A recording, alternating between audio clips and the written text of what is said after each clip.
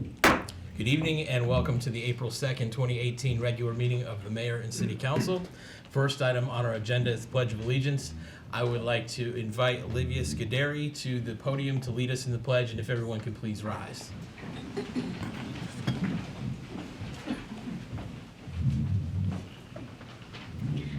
I pledge allegiance to the flag of the United States of America and to the republic for which it stands, one nation, under God, indivisible, for liberty and justice for all.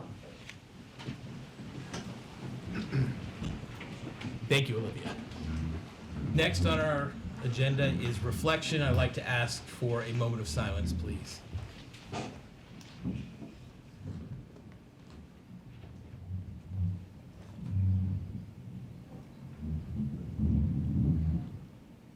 Thank you. Hard to get that moment of silence upstairs, too, but we do our best. Next on our agenda is approval of minutes. Tonight we have 3 sets of minutes ready for approval. The first being from Monday, February 12th. What is the pleasure of the council? Move approval. Second. All those in favor, please say aye. Aye. Any opposed? Okay, carries 5-0. Next, we have the minutes from the March 5th regular session. What is the pleasure of the council?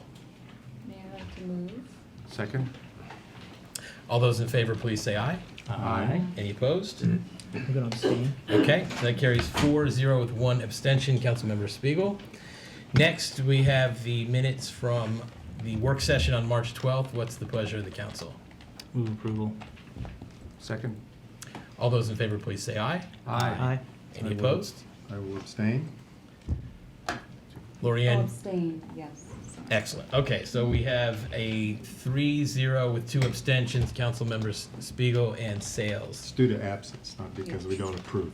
You said Spiegel, it was Sesma. I'm sorry, Sesma. Sesma, not Spiegel. Yeah, thank you.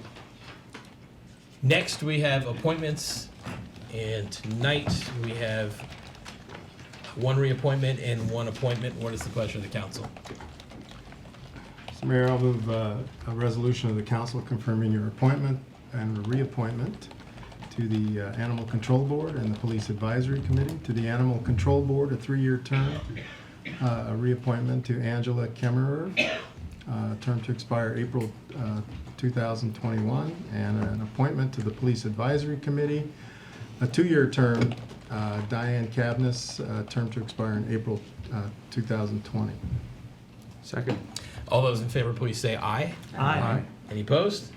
Carries 5-0. Are either Angela or Diane here in the audience this evening? Okay, well then we will have to thank them when we see them. Okay, next we're moving on to presentations. I'd like to invite Rabbi Jacob Blumenthal and Howard Smiga to join me at the podium, please.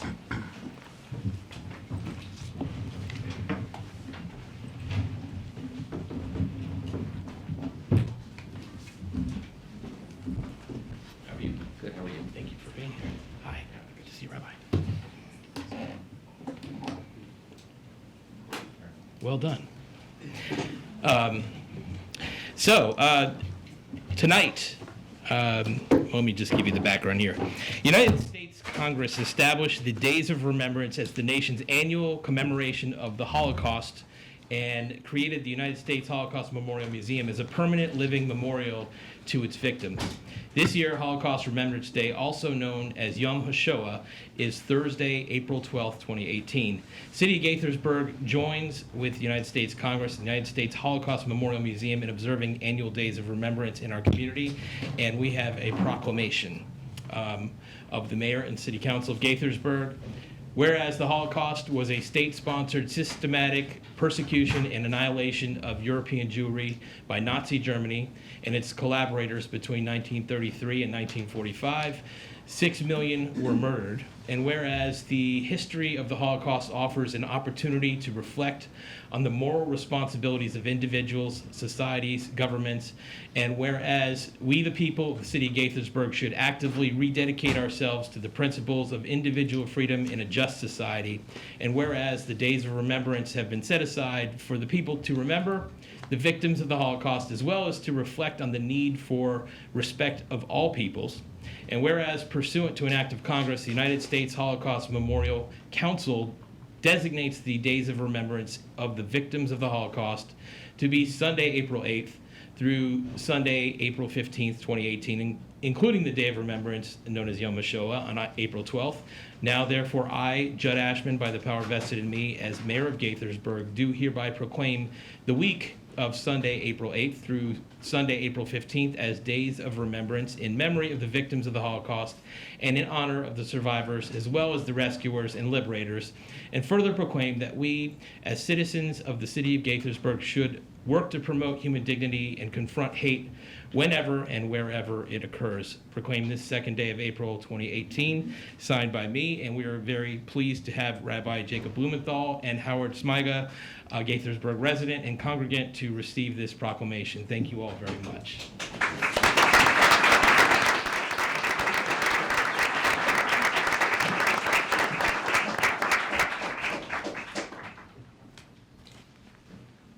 All right, and one more with this real quick. Oh. Sorry. Thank you so much. Actually, Howard. Please. Okay.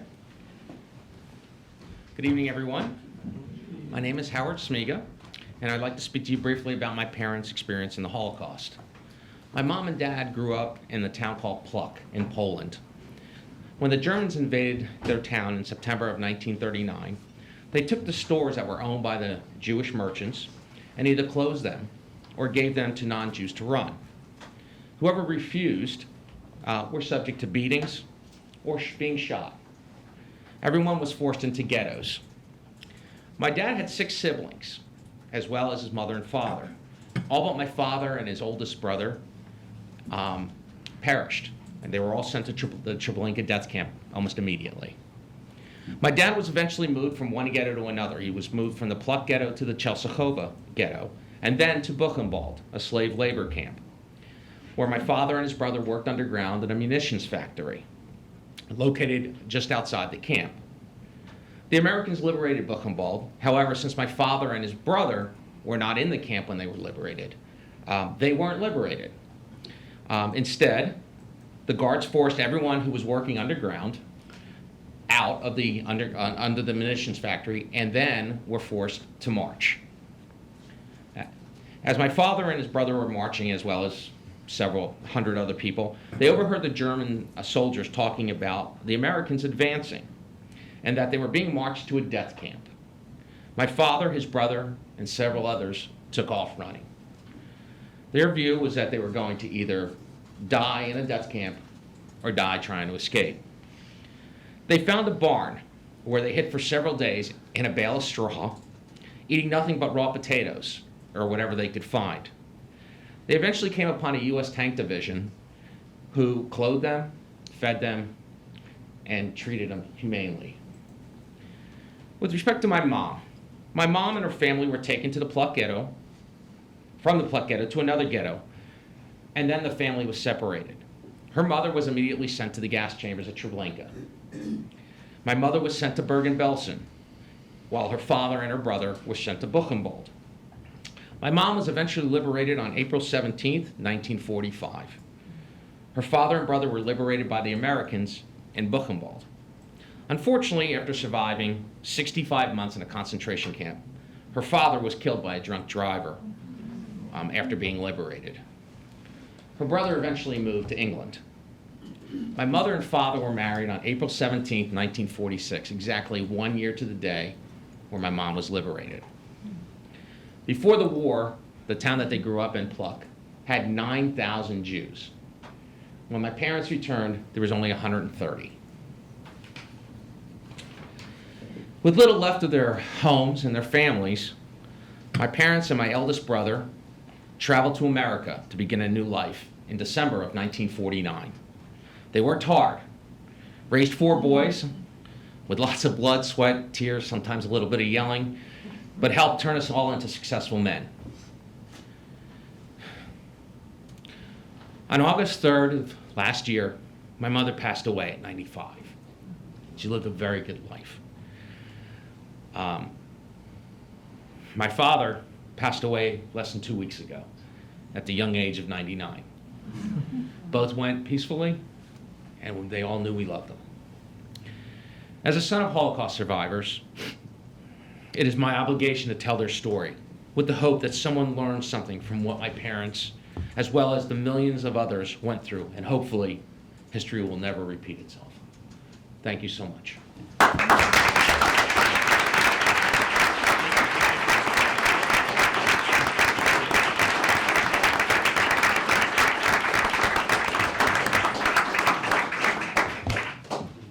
It's wonderful of Howard to share with us. I'd like to invite Andy Rosati and Samira Hussein to join me up here. So you're going to do the read, and Samira's going to do the intro, right? Okay. I'll just stand aside for a while. Okay. Good evening.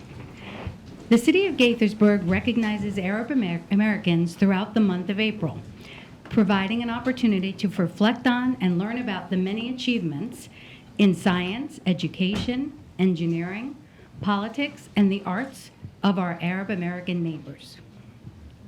The Arab world is culturally rich and diverse, encompassing 22 countries, 3 monotheistic world religions, divergent political loyalties, as well as differences of locality, region, and kinship.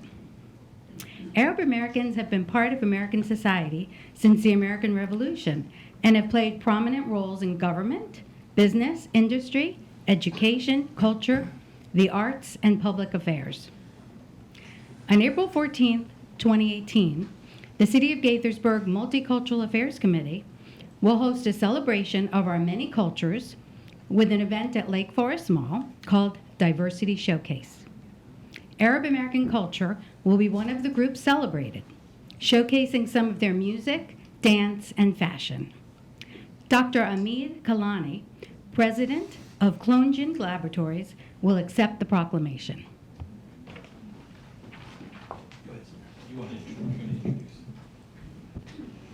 Good evening, everyone.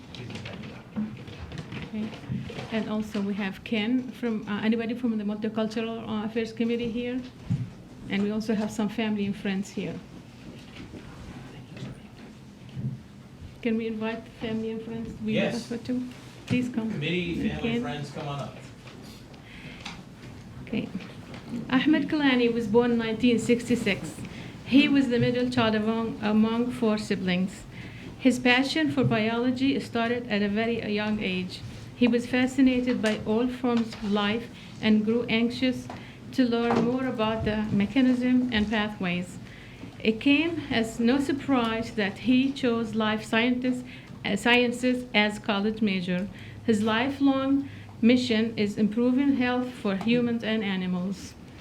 Dr. Kalani is a scientist with a diverse background in microbiology and particular molecular diagnostics of infectious disease.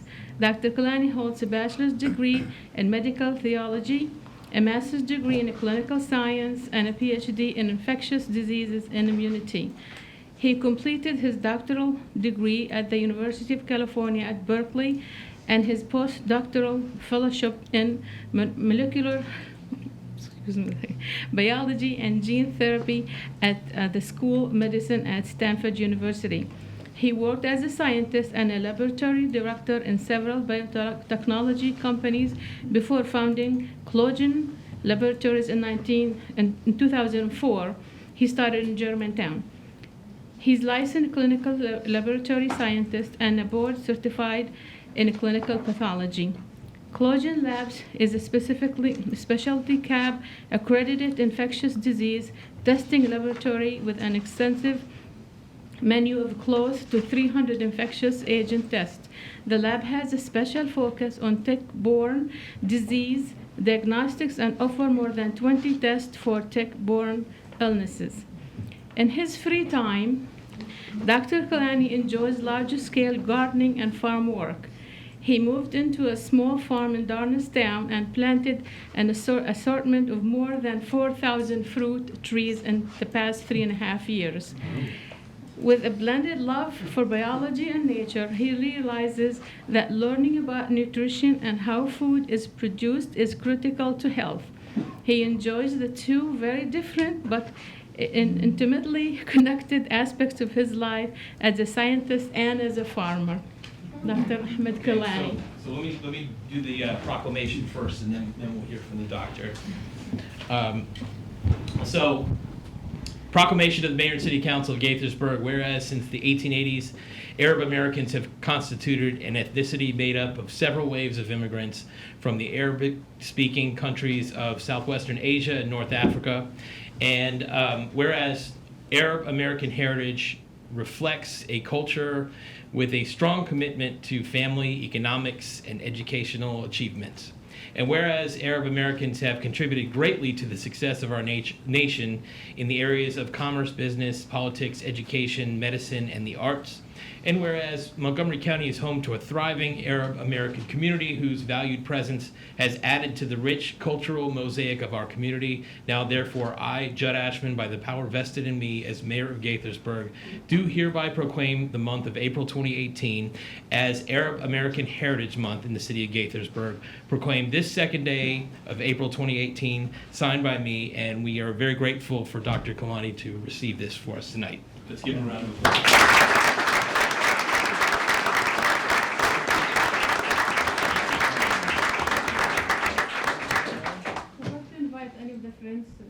Please to join us. All right, everybody, 1, 2, 3, and then one like this. Here. Here comes a friend. Coming in. All right, everybody. One more. Thank you so much. Dr. Kalani. Thank you. Is the microphone? Yeah, go ahead. I'm honored and delighted to be here, and thank you for the generous introduction. As Samira mentioned, I came to this country at age 22, and I was just a young graduate in science with a thirst for knowledge and a passion for science, and that love started at a very young age. I was maybe 5 years old when I started chasing butterflies, and I knew where my heart was. I loved nature and anything that's alive and moving, and I spent my life, been through 4 universities studying science, and I'm learning every single day, and now I'm running a lab down the street from here, a mile away on Perry Parkway. I lived in Gaithersburg for about 12 years. I landed in San Francisco and lived in California for 15 years and then moved here, and I love being part of this community and being able to contribute something. And a few years ago, my passions also took me to farming, where I started learning more and more about growing fruits, and now I have about 5,000 fruit trees that are thriving and successful in Barnestown.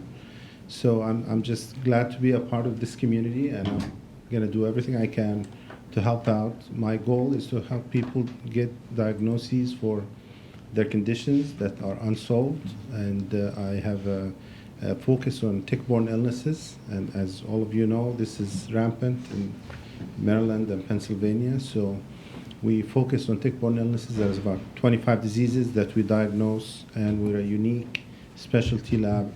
And I'm just so glad to be a part of this community and a part of this lovely country, and will do everything I can to be a great citizen. Thank you. Appreciate it.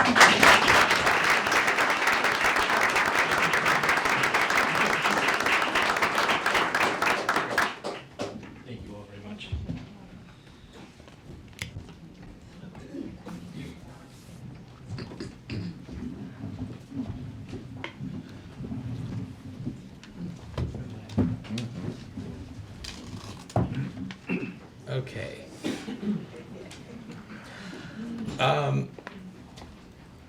Next is public appearances, right? Yeah. Okay. Ladies and gentlemen, next item is public appearances. I have a feeling a lot of you have been waiting for that. Let me just try to be as organized, as fair to everybody as I can. Raise your hand if you're not here, if you want to speak, but not about the potential of a wild animal ordinance. Okay. There's one person. Yeah, one person. So we're gonna, out of courtesy to that one person, we're gonna start with him. But before you, come up to the podium. Come up, please. But before you start, let me just give everybody the ground rules. Anybody who would like to testify gets up to 3 minutes. You get sort of one trip to the podium.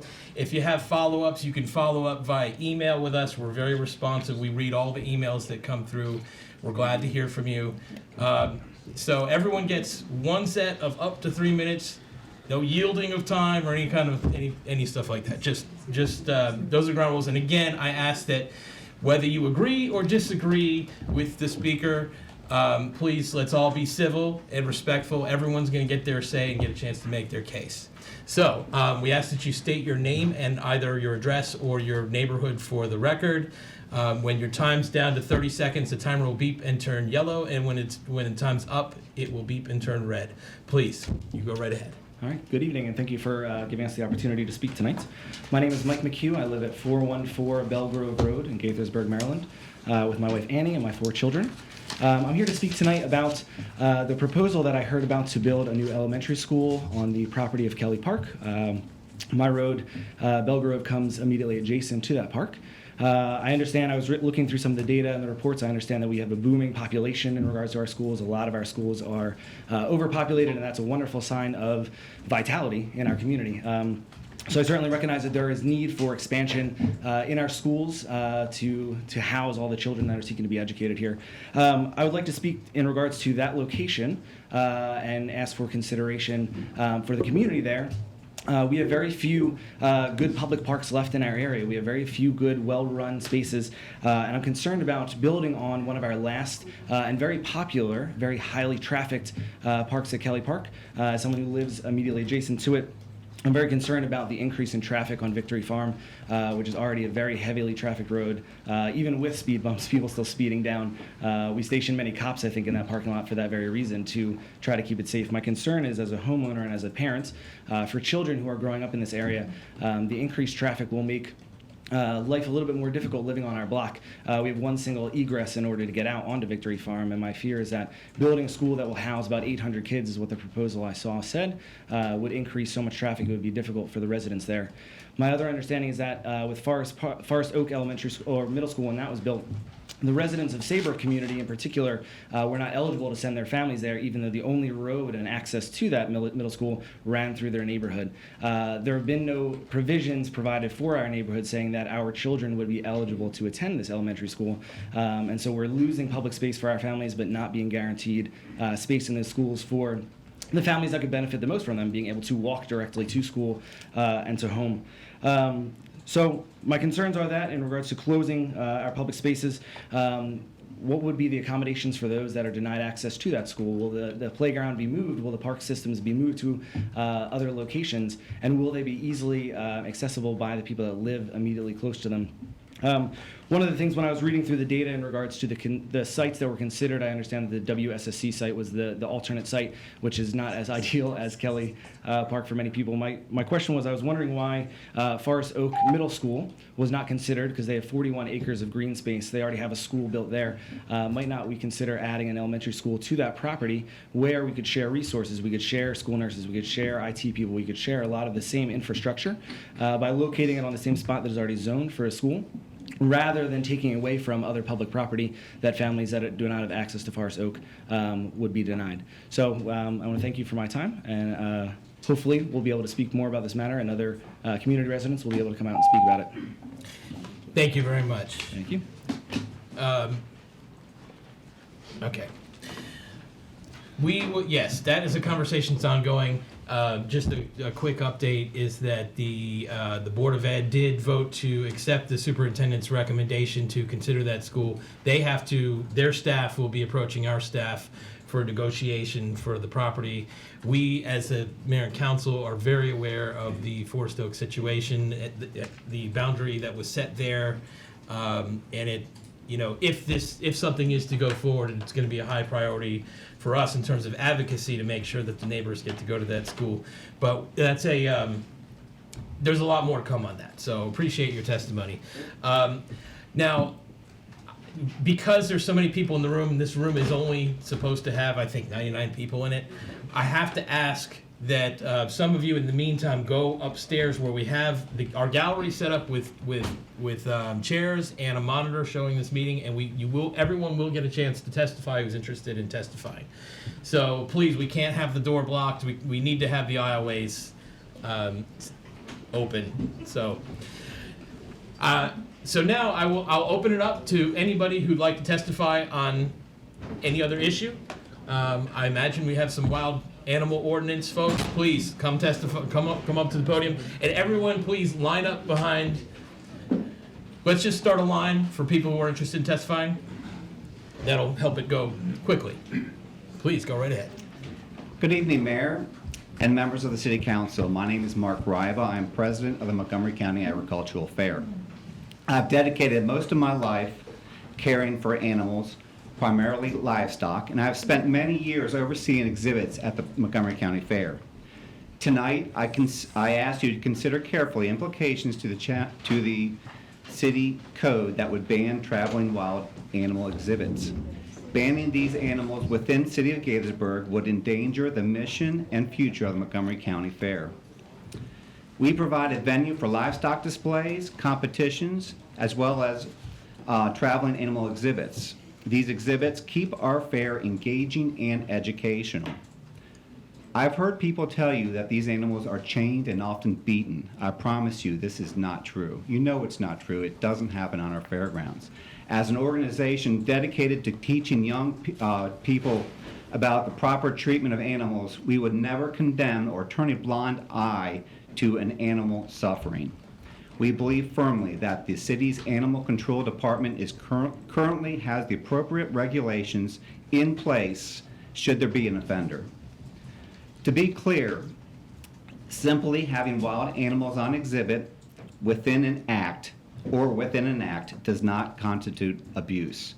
Because there's no history of abuse by traveling animal exhibitors in the city of Gaithersburg, and to protect the integrity of the county fair, we oppose changes to the county code that has been promoted by the Humane Society of the United States.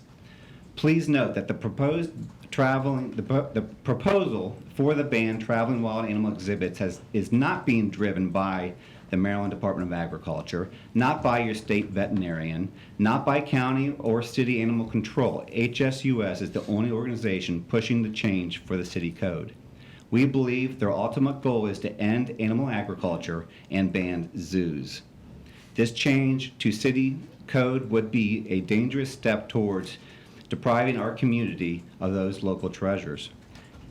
At the Montgomery County Fair, we take great pride in our exhibitors and how they care for their animals. I invite you to visit our fair and see our wonderful exhibits. To all those behind me and up, who is in support of what I say? Thank you. Thank you.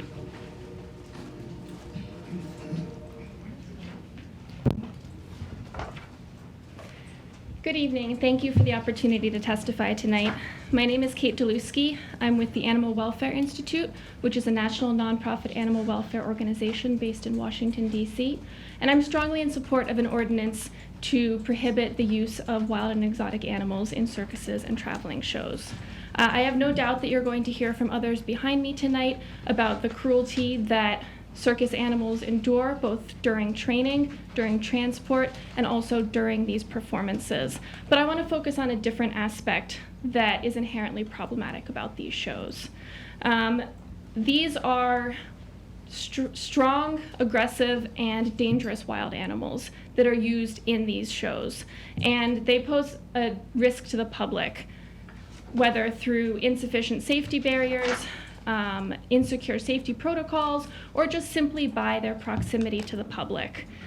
There are documented instances where these animals have escaped or run amok, and they've caused property damage, injury, and even death to people and communities. I have some examples that I want to share with you tonight, but these are just a small sample of the many instances around the country where these wild animals on display have caused significant damage. In Baltimore in 2008, 3 zebras who had previously escaped from the Ringling Brothers Circus broke free from their temporary tour enclosure and wandered into traffic lanes before being corralled back onto the sidewalk. In Poughkeepsie, New York, an elephant with the Hannaford Circus escaped from the ring and charged toward the crowd, injuring 3 people. A Siberian tiger with Jordan Brothers Circus in Little Rock, Arkansas, escaped into the stands during a Shrine-sponsored circus performance. A 13-year-old girl was bitten with 7 puncture wounds on the back of her leg. A chimpanzee with the Shrine Circus in Indiana bit a circus guest during a pre-show picture event. A leopard with the Great American Circus in North Carolina jumped out of the ring and bit a 3-year-old girl on the neck. A 2-year-old girl lost part of her pinky finger when she reached into a bear cage at the annual Shrine Circus in Michigan. Tori and Mary, 2 elephants performing with the Shrine Circus in Wisconsin, bolted out of the circus tent during the show, scattering crowds and injuring a child. And 15 children, ranging in age from 8 to 12, suffered bumps and scrapes at the Shrine Circus in Kansas when the elephant they were waiting to ride became startled and knocked down the scaffolding stairway on which they were standing. These are just a few of the tragic and dangerous incidents that involve performing wild and exotic animals, but they serve to illustrate the enormous public safety risk inherent in these shows. So I urge the council to pass an ordinance prohibiting the use of wild and exotic animals in these shows. Thank you very much. Thank you. And again, just as a matter of background, this evening we're not going to be passing ordinances. The question is whether or not to introduce one. So just so you know, if one is introduced, there will be a public hearing on that ordinance, and there will be obviously more opportunities for input. Please go right ahead. Thank you, Mr. Mayor and members of the council, for allowing this public comment tonight on the possibility of this ordinance. I'm Nancy Blaney, a Director of Government Affairs, also with the Animal Welfare Institute. And again, taking a slightly different approach to looking at the issues that the use of wild animals and exotic animals in circuses and traveling acts present, we wanted to talk about the potential economic impact. It'll often be put to you that there will be an economic detriment to the local community by not allowing such animals, of restricting these traveling shows. We know of no location that has suffered economic loss as a result of implementing captive wildlife protection measures. Economists who have examined the topic agree that circuses and other traveling animal exhibitions do not generate new economic spending in a region. Rather, they only redistribute a family's discretionary spending. Most families have an entertainment budget that will be spent in the local economy, whether it's spent on miniature golf, a ball game, a movie, or a circus. Since the owners of and performers in traveling shows do not reside in the towns in which they perform, when the show leaves the town, it takes the revenues out of the city. I can provide the council with source materials at the time that you need it that will provide more details about this. There are alternate forms of entertainment that deliver the same family fun as a circus with exotic animals, but require neither exploiting animals nor exposing the public to potential injury. Maryland hosts several notable circuses that do not feature wild animal performances. These have included, in recent years, Cirque du Soleil, Cirque d'Or, New Shanghai Circus, and Cirque Eloise. Permitting only animal-free shows is an economically sound, public safety-minded, and thoroughly common-sense move that aligns with the compassionate values of Maryland citizens. We urge the council to consider this ordinance seriously and eventually to pass it to prohibit the use of wild and exotic animals in circuses, and welcome any questions that you may have as you proceed with this matter. Thank you. Thank you. Please come on up. Good evening. My name is Caitlin Gardner, and I was a princess of the 2017 Montgomery County Agricultural Fair. My greatest concern with the proposed ordinance changes are that they are redundant to the Animal Welfare Act at best and detrimental to animal education at their worst. Now, in Germantown, there is a kangaroo farm called Ruse TU. When similar legislation was considered in Montgomery County, and a paragraph was actually added in to exclude this kangaroo farm from the bill, as they were seen as a USDA licensed property that was focusing on animal education in the schools. Now, if this ordinance if the proposed changes to this ordinance are passed in the city of Gaithersburg, these kangaroos would not be allowed to enter it, thus depriving Gaithersburg public schools from the same animal education opportunities that the rest of Montgomery County public schools would be given. Now, at the Montgomery County Agricultural Fair in 2016, we had High Shark Encounter come with their shark tank. Now, the best part about High Shark Encounter is that they're an organization completely dedicated to the conservation of the shark species. All of the sharks that they have, like the ones that they brought to our fair in 2016, are ones that, for reasons of injury, captivity, and people who didn't know how to take care of them, or things like that, they're reclaimed to then take to different organizations so that they can then promote the shark species to others who may have only seen it as a dangerous animal in the past. They can then see it as something that should be protected in future efforts, thus helping the shark species as a whole. Now, this organization also has science research permits and further licensing, which then goes in accordance with protecting people from any situation that could be considered dangerous. Now, and finally, in the original proposed wording for this ordinance change, llamas were included as a wild animal. Now, and this breaks my heart because one of my favorite memories of the Montgomery County Agricultural Fair was when I was a kid and I went to Old McDonald's barn for the first time. I got to finally see the difference between llamas and alpacas in person and got to see the size difference, feel the difference in their fleeces, and even witness the difference in their personalities. This is something that would never have clicked online, and this is where the real danger in these proposed ordinance changes lies. It's depriving citizens of the city of Gaithersburg from seeing those vital animal education things in person. So in conclusion, traveling animal shows are not inherently evil. So please defend animal education and reconsider these ordinance changes. Thank you very much. Thank you. Next speaker, please.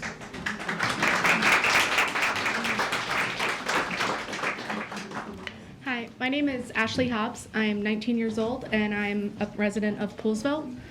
I was in 4-H my entire life, and I raised sheep my entire life on my family farm in Silver Spring. As a member of 4-H my entire life, ever since I entered, animal welfare was driven completely home. We had to go to a meeting every year, aside from our monthly 4-H meetings specifically dedicated to animal welfare, the spread of diseases between humans and animals, zoonotic diseases. We also were instructed on the proper care of animals. My animals, and I know many other 4-Hers, are bathed at least once a week. They are given a complete spa day. They are fed the best feed that money can buy. They absolutely are adored by their owner. I take multiple selfies with them every day. Plus, they are monitored by a vet in order to even be considered to be shown at the Montgomery County Fair. On the HSUS website, they have the 3 R's listed on their website as outlines to encourage people to follow these guidelines for their food consumption. One of these R's is, quote, refining the diet by eating products only from animals who have been raised, transported, and slaughtered in a system of humane, sustainable agriculture that does not abuse the animals, end quote.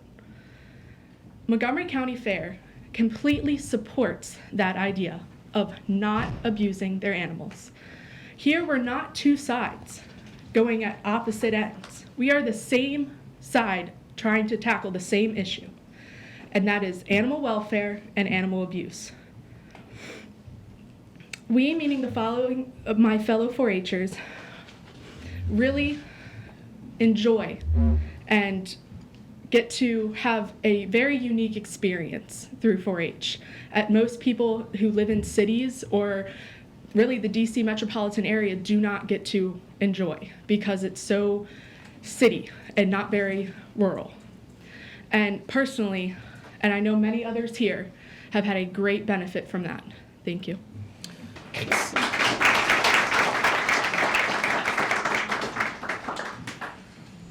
Hello. My name is Carol Sutton. I live at 717 Ken Oaks Mews in Gaithersburg. For the last 7 years of my teaching career with MCPS, I worked at Forest Oak Middle School in Gaithersburg. During my years there, I was honored with an award from Gaithersburg, a Character Count City. I was humbled to have been acknowledged, and it's with thanks and respect that I stand before you today. As a Character Count City, Gaithersburg strives to foster the concept in each and every public school in the city by awarding recognition to students who live up to the standards and definitions of the 6 pillars. They are caring, trustworthiness, citizenship, responsibility, fairness, and respect. I am here to ask you, the leaders of the city that has grown from my first introduction to you 34 years ago as a very dot on the map when I moved here from New York, to the now Gaithersburg that has gained the reputation of a vibrant, well-known, more than a sleepy suburb of Washington, D.C., to vote to stand with the pillars and ban wild animal acts in the city. Think responsibility. Responsibility to keep animals safe and free from harm, from human intervention for the sole purpose of providing entertainment for financial gain. Think respect. Respect for all living beings, particularly at this time, animals who live naturally in the wild, who have been transported here in unspeakable ways from other continents. Think caring. Caring. Is it caring to simply put our needs for entertainment above those of animals who have been ripped from their native environment, their social structures, and their families? Think trustworthiness. We look at our own relationships with our domestic companions, family members, in most of our minds and hearts, and work toward developing a trusting bond. Do we keep them caged? Do we use force and harmful objects to beat them into submission? No. We do whatever we can to rescue them from grievous situations, to give them lives of peace and good health. Animals are not objects to be folded up and put in a box until the next performance. We know too well in this day and age, when the boxcars carrying circus animals come into town, that these very beautiful and hard-working souls have been living lives we'd really rather not know about. Let the trains and the caravans carrying these wild animals pass through the city without stopping, and as Montgomery County has banned wild animal acts, I hope the Carol. city, in its wisdom, will follow suit. Thank you.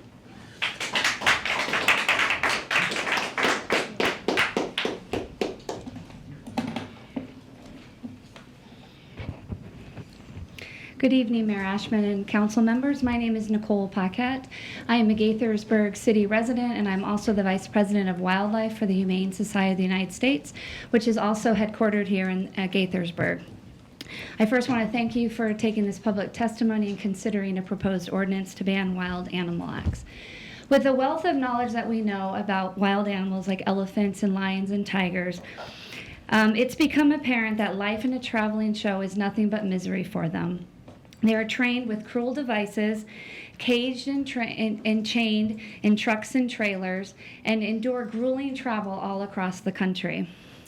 Wild animals in traveling displays are denied every single thing that is natural to them. And even more, the public's enthusiasm for these acts are dwindling. Over the last 20 years, 30 to 50% of attendance has dropped. And a recent Gallup poll has showed almost 70% of the people are opposed to traveling animal acts with wild animals. Some of the circus are responding to this. Ringling Brothers shut down, and Cole Brothers Circus, which performed here for numerous years, no longer tour the country. Others are changing their business model, like Circus Vasquez, who used to perform here for numerous years, no longer uses wild animals. In addition, circuses throughout Maryland, like Kelly Miller Circus, are choosing a different model, no more wild animals. We suggest that in any ordinance that you introduce contain animals that are, first, pose public safety threat. Second, based on animal welfare concerns, have severe humane implications based on the travel. And that's exactly what Montgomery County Ordinance did.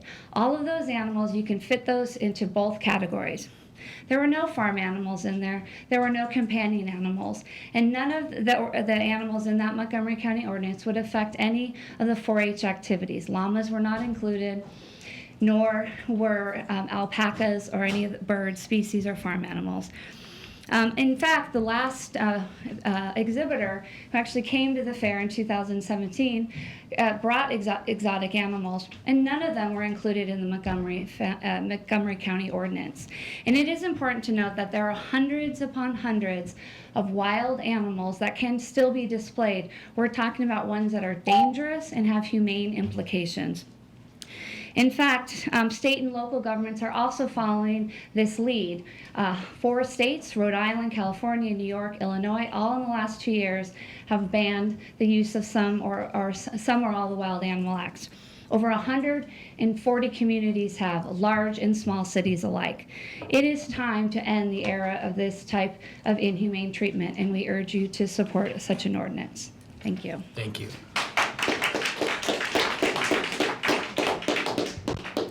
Good evening, Mr. Mayor and members of the council. My name is Kimberly Antino, and I reside in Montgomery County, in Montgomery Village, and have for the past 15 years. 2018 marks 30 years that I have been an animal welfare professional. The last 4 years I have spent as president and CEO for the Humane Society of Washington County in Hagerstown. I, too, am here not to worry about the domestic animals used in 4-H or at the fair. That is not the concern here. The concern is exotic wild animals. Throughout my 30-year career, and as the leader of an animal control facility responsible for enforcing the laws that would address cruelty to wild exotic animals, I can tell you that I have witnessed firsthand that these are not the animal performing acts that we want in our city. They do suffer inhumane conditions. They are a threat to public health and safety, and the animal control agencies who are frequently charged with enforcing the animal cruelty laws simply do not have the resources or the skills and education to properly deal with wild exotic animals such as tigers and elephants and the others that you've heard. So again, I respectfully urge the council to consider introducing such a bill. This is not to target 4-H or domestic animals at the agricultural fairs, but it is to target exotic, wild, dangerous animals. Thank you. Thank you.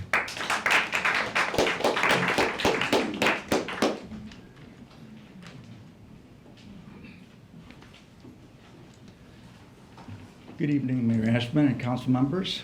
My name is John Moyer, and I live in Gaithersburg for almost 8 years, and my home is here also. I urge you to consider and enact an ordinance to prohibit wild animal acts in our city. I'll leave it to others to provide you with the abundant evidence regarding the suffering and abuse that is endured by wild animals who are carted around the country for display in circuses and other events. Instead, I appeal to our human decency and common sense that the abuse is obvious and inherent, and our city should want no part of it. Remarkable advances in technology have changed how people are entertained and how they learn. Virtual reality, life-size animatronics, computer-generated imagery, 3D cinematography, and amazing, stunningly, wonderful nature documentaries provide experiences that rightfully portray wild animals as majestic creatures and reveal details about their natural lives. It's from these that we've learned that in the wild, elephants live in close family groups and travel long distances every day, that tigers are adept swimmers, and that black bears are indeed not always black. And it's from these that we now know that many wild species are very similar to us in many, many ways. They're self-aware, they love their families intensely, they grieve, they play, and they explore the world around them. With this knowledge, anyone who looks closely at animals used in circuses will notice that more often than not, they resemble listless robots. They are dispirited and drained by the unrelenting cruelty and monotony they endure. And increasingly, people, especially kids, object to this. Legislative bodies across the country are responding to their constituents' concerns by passing legislation to prohibit these cruel displays.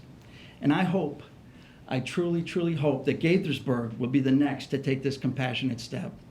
Thank you so much for your time, and thank you so much for your consideration. Thank you.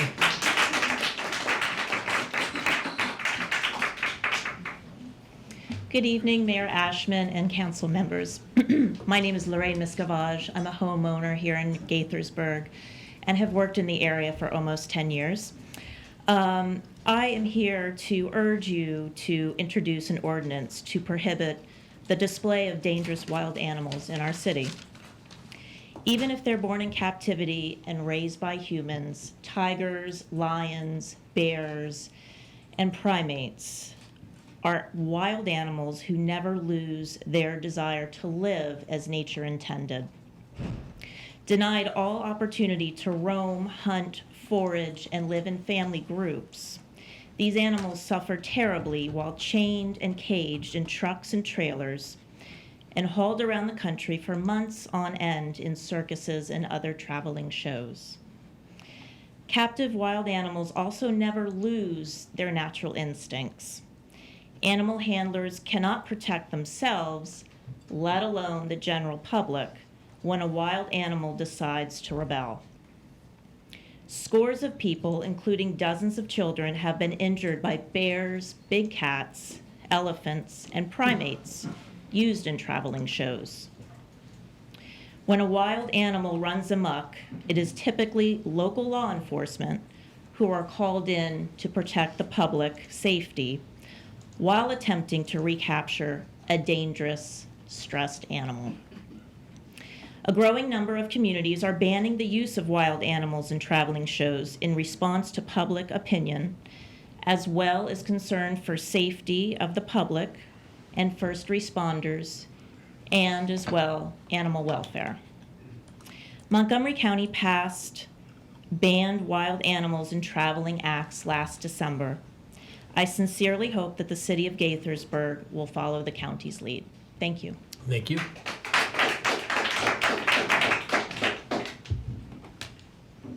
Good evening, council and members of the public. My name is Bernard Unti. I'm a longtime resident of Montgomery County and a more recent resident of Gaithersburg. Like everybody here, I love the county, including its agriculture. In my professional identity today, a pollster was indicating to me and my colleagues that in a recent race, they'd tested all kinds of buzzwords and catchphrases, and the only ones that were entirely positive were animals and education. And I thought that's great, because that's what I'm going to be talking about this evening. I am not different from anybody here wearing the sign that says they support and teach the humane treatment of animals. That's what I think people ought to do. I will say that animal welfare for me is more than about simply assuring the humane treatment of animals, just as humane education is more than about simply assuring that animals have the basics. That's merely the starting point for our responsibilities to animals. I should say I was very moved at the proceedings earlier this evening, hearing about from the son of Holocaust survivors and the honor given to an immigrant doctor and yeoman farmer in our midst, underscoring the great pluralism that exists here in this county. And that's true for all of our religious traditions, our faith traditions when it comes to animals. In Judaism, it's Sar B'Chalem. In Islam, it speaks of animals being as other communities, just like ourselves. And of course, in Scripture, in the Gospel, it says that not a sparrow falls, but is worthy to God, or is seen by God. And I think this is really the lesson I want to offer to the young people here tonight, not so much to the council, but to the young people, that they think about whether the kind of gawking, the kinds of observation, the experience they get with wild animals in these contexts really has the value that they say. I was glad to see one of the children, one of the young people, point out that the Montgomery County Fair basically agrees with this or that policy of the Humane Society of the United States, because the guy running the fair didn't seem to think so. But listen, if this ordinance had anything to do with zoos, I would tell you don't introduce it. If this ordinance had anything to do with agriculture or ending it or stopping it, I would tell you not to introduce it, and I would tell people to vote against it if you did. That's not really what's at issue here. I think there's simply a moral reckoning going on with this particular treatment of animals, and all interactions have to stand on their own. So thank you for letting me speak tonight. You bet.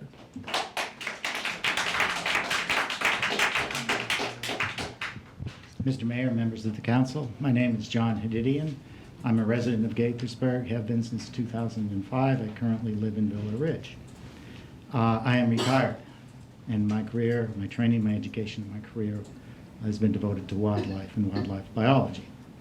I don't want to take your time anymore. I think you've heard eloquently from both sides tonight. I don't want to take any more of your time except to recapitulate 2 points which I think stand out here. One is the potential conflation and confusion about these wild animal acts being somehow related to the presentation of domestic animals, of our agricultural animals. And I would just remind you that there's very different histories there. Our domesticates have been with us for 10,000 years and selected for traits that these wild animals do not have or exhibit. And second, I would want to emphasize the fact that, and I think we are all pretty much aware of this now thanks to the wonderful documentaries we've seen on TV and the educational materials that are available to us today. Wild animals have very different requirements than our domestic species. And you're talking here about animals that are on display and held in confinement that in their natural state would require hundreds, thousands of acres, of hectares even, of free range, and the practice of behaviors which are denied them entirely in these shows. So I'm very proud to be a resident of Gaithersburg. I think this is a dynamic, progressive, diverse community.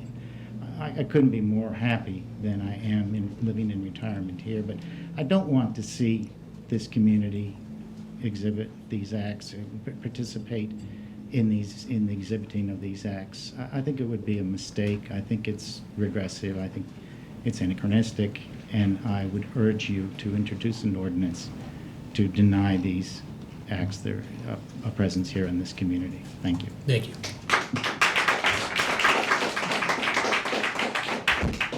Before you start, I just want to say to anybody upstairs, who'd like to testify, I'd like to start sort of inviting you down because we have some room behind the next couple speakers. Please. Good evening, Mr. Mayor, members of the council. My name is Richard Kimball. I am a resident at 1100 Ashland Drive, Ashland, Maryland, and I'm here on behalf of Montgomery County 4-Hers. I had the pleasure of being president of Montgomery County 4-H Sheep and Swine Club this past year, and also, in addition, vice president and president of the Montgomery County 4-H Meat Goat Club. So 4-H, being in 4-H, and what is so great about it is that we learn responsibility, accountability, and many life values of raising and showing these animals. It is a part of many families' livelihoods, and showing their livestock brings in exposure and revenue to their farm. These animals are not wild. We spend our entire spring, summers, and our summers working with our animals.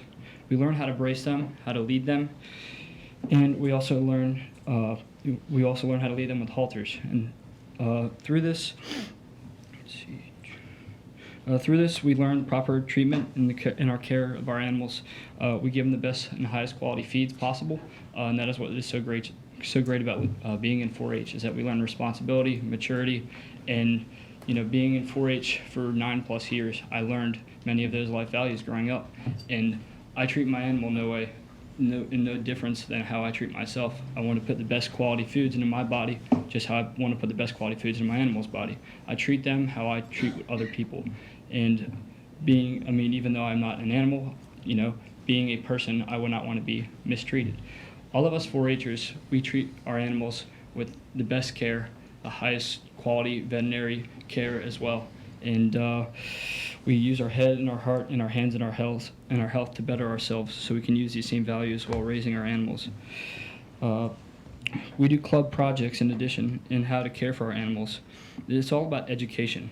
Being a part in 4-H has helped me learn responsibility, maturity, and the values of life. Learning the value of life has played a huge role in raising of my livestock. It has showed me that these animals that these animals' lives are just as important as mine. All 4-Hers believe that our animals should be treated with the same quality and high respect as humans. I am so grateful that I got to experience raising livestock because I have learned so much. I wouldn't have gained the same knowledge if I were not a part of 4-H. It has helped me further my education in life. I thank you very much for your time tonight, and for every 4-H'er everywhere. I thank you. Thank you very much. Thank you.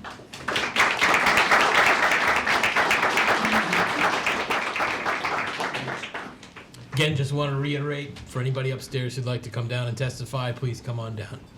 Go right ahead. Hi, my name is Lori Dove. I'm a resident of Albany and have been a lifelong resident of Montgomery County. And I have 3 children that have participated in 4-H. And I've gone to the fair I don't know how many years.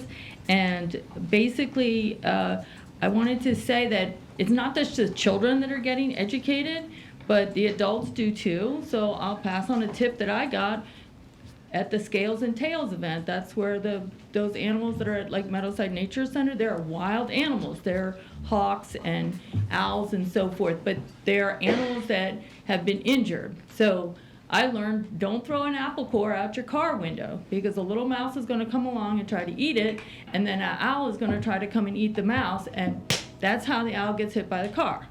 That's something I learned at the fair from talking to Scales and Tails. So it's not just kids that are getting educated. So those are all wild animals. And the groups that I've seen that have come to the fair are groups that have wild animals that are rescued. Well, how can they pay to feed these animals and care for them and build them cages and so forth? Because they go out and they educate people, and they get a fee for coming out and telling people about it, and that's how they rescue the animals. And they're trying to prevent the next owl from getting hit by a car by educating people. And I just have to say that my kids, one of the highlights, we're suburban people, we're not animal people. They love the pet show, okay? My kids, every year, they bring their animals to the pet show. This is like a big event, but it only takes a couple hours. And the kids bring their pets. They don't leave them, they're not on display, they're not judged. They're judged in categories like loudest meow and longest tail, and it's a fun thing. But guess what? Do you know who comes to the pet show? Hamsters. Are they native to Maryland? No. Guinea pigs. Are they native to Maryland? My daughter had an albino corn snake. How long do you think an albino corn snake would make it in the wild? No, it was, my daughter still, she's 30 years old, has that albino corn snake, okay? Which I wouldn't even tell you what they get fed and everything. Okay, so I'm just saying that I think everybody in this room agrees that we don't want any animals abused, but we just need to be careful how we define what's a wild animal. Thank you for your time. Thank you.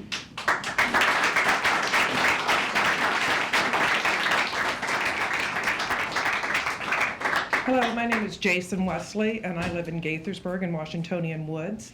And I don't have any prepared remarks. I just came here to talk about how I feel about this topic.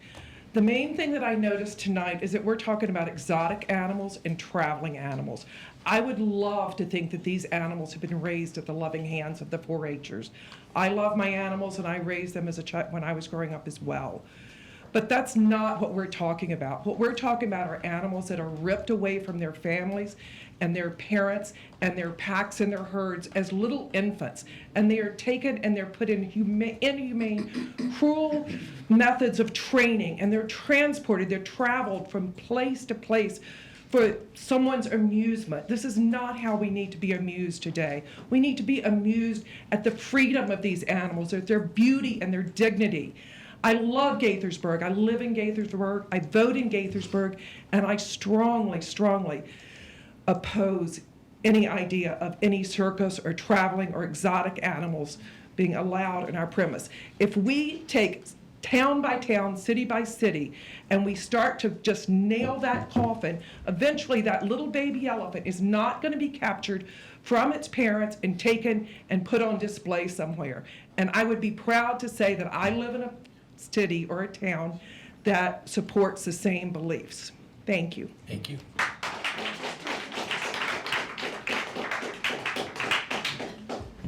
Greetings, you guys. It's nice to see you all again. Welcome. Thank you for having the open comment. Seriously, I know you guys have a lot of business, but so appreciate it. Actually, I wasn't thinking about talking about 4-H, but I will say I know I see you guys at the fair all the time. Well, Yes. please Sure. state your name and yes, address. Sure, and thanks. everything. Pam Playstud. Thank you. Yes. Billingsgate Lane, so in the city. Thanks. So anyway, I know I see you guys every time you're on the trolley and things like that. You all come to the fair. My daughter was a part of 4-H for 5 years, participated in the dog club. And I don't know whether you realize, but every Monday during the fair, they have a dog show. And these kids train their dogs all year round. Probably, well, all right, let's say 26 or so weeks out of the year, every week, with professionals to train to do shows. And so I'm concerned about the concept of performance animals because it could possibly extend to even the dog show people. So I understand the concerns of the exotic people, but I will kind of say one thing about the exotic people, that there are a lot of kids, unfortunately, who don't get to go downtown to the zoo. They don't get to go to Baltimore to the zoo. And perhaps, just even seeing some animals that are just a little bit different than their, the stuff that you go and see at the animal shelters or whatever could be of interest. I do think that the fair is it's one of those things that I had no concept of what the fair did for the kids in 4-H. I grew up in PG County. We had fairs and we didn't have animals. So, but seeing the kids enjoy just even the 4-H animals was something that I had no concept how these animals got there until we were part of 4-H. And I want to just really applaud 4-H for how they have instituted a program that allows city kids, whatever, to rent animals, to do whatever, to care for them, understand how to care for those animals. But I just want to encourage you. I know you love the fair. It's a great source of revenue. It's a great source of publicity for the city.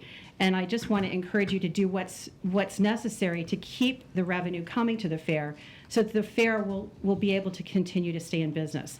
I know that tract of land is a really nice tract of land. Everybody would love to develop it. I'm sure they've had offers out the wazoo. But I just think do whatever you can to try to keep the fair revenue up. The fair is a valuable commodity to the city. So thank you so much. Thank you. Oh, and save Kelly Park. Thank you. If anybody wants to come find me.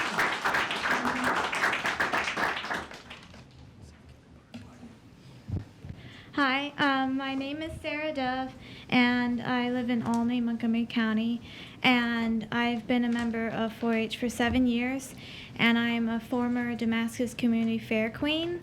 And what I wanted to say was that I do recognize that there has been animal abuse, and me, myself, I've always had a passion for animals and protecting them, but I have a question is, to these animals which some people want to relocate and have better treatment, where are those animals going to go? They are not used to living in the wild. They've been in captivity their entire life. So what are you going to do with those animals? And is it for the animals' best interests? I know that when I've gone to the fair in the past years, I've been going there like all my life, I've always loved to see the animals and to learn about them. It's not the same when you look on a computer, and I know everything is computer nowadays, but it's not the same as looking at an animal in its eyes, petting its fur, and just seeing the animal up close and learning about that animal. It's not the same to just research about an animal. I also wanted to say that I was also in a circus camp several years ago, and I've met people who are professional clowns, and they're very nice people. And yes, there have been occasions at these different places, but I also want to say that circuses and places have always been a place I like to go to, and it's always been a place I like to see. I don't like to see animal abuse. I do not like to see people getting hurt, but I can say at the Montgomery County Agricultural Fair, I have not seen this at all, and I've been going there all my life, and that is what I came here to say. Thank you. Thank you.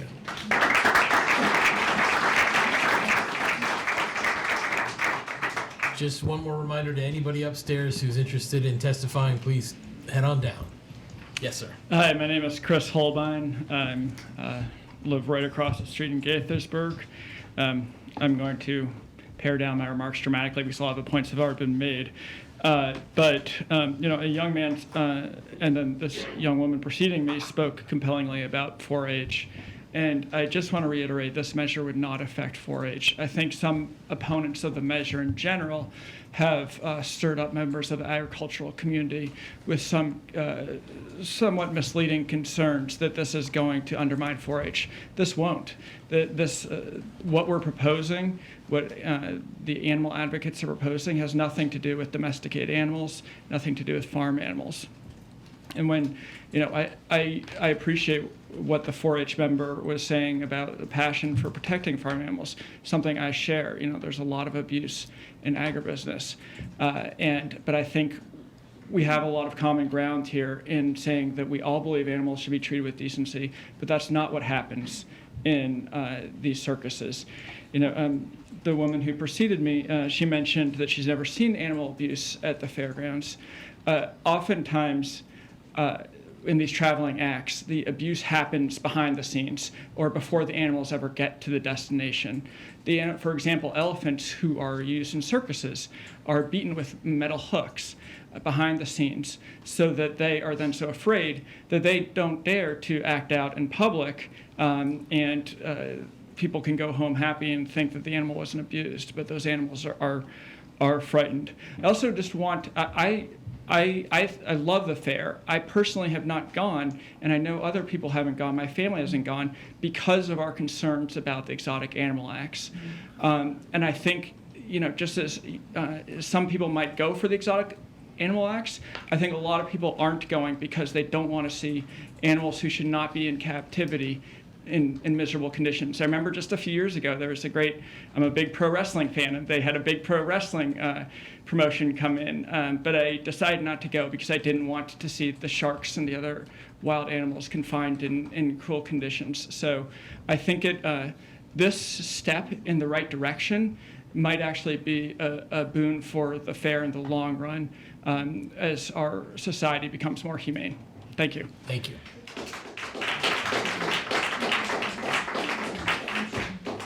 Good evening, Council. I'm Jay Udovich. I'm a lifetime Montgomery County resident. And as a child, I went to the fair. And I went to the fair. All my friends went to the games and section. I went to the animals because I got to see animals that I never got to see before. And growing up now, I have children. That's the first thing they want to do. They want to go see the animals. And it got to the point that they got so much into the animals. They got into 4-H, and they got to learn a lot about the animals. But one thing about 4-Hers is they know to take care of animals. They know if an animal has been mistreated or misused. And any of these traveling shows, if they saw an animal that was being mistreated or had been injured or looked injured, they would speak up about that because that's what they're taught, that's what they know. And so I've heard all these people talking for the resolution, but I've never heard anybody say they've seen animals abused at the Montgomery County Fair. I'm actually involved in it now. I'm in the rabbit barn, and I go and see all the exhibits, and I look back and see what's going on behind the scenes and things like that, and I check to see how they're being fed. I check to see how they're being kept. The conditions are clean. I don't know if any of you have been to the Montgomery County Fair and have seen any of the animal shows, but they're well maintained. And a lot of these, like they said, are animals that have been rescued, are taken care of, that would not live if they were not in the wild. They're not being pulled out of Africa. They're not being pulled out of South America. These are animals that most of them are born in America.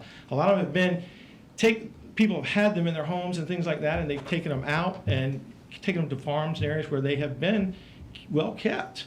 And then there's no way Montgomery County Fair is going to allow abuse of animals in there. You won't see it. It's not there. So if you're going to do this, you got to pinpoint it tight as to, okay, no elephants, no tigers, no things like that. But be careful what you're doing because you're going to lose a lot of the educational value of the fair. That's the beauty of the fair, and it's right here in Gaithersburg. And it's just so many people come to see it. You're going to lose a lot if you eliminate the animals from the traveling shows. Thank you. Thank you.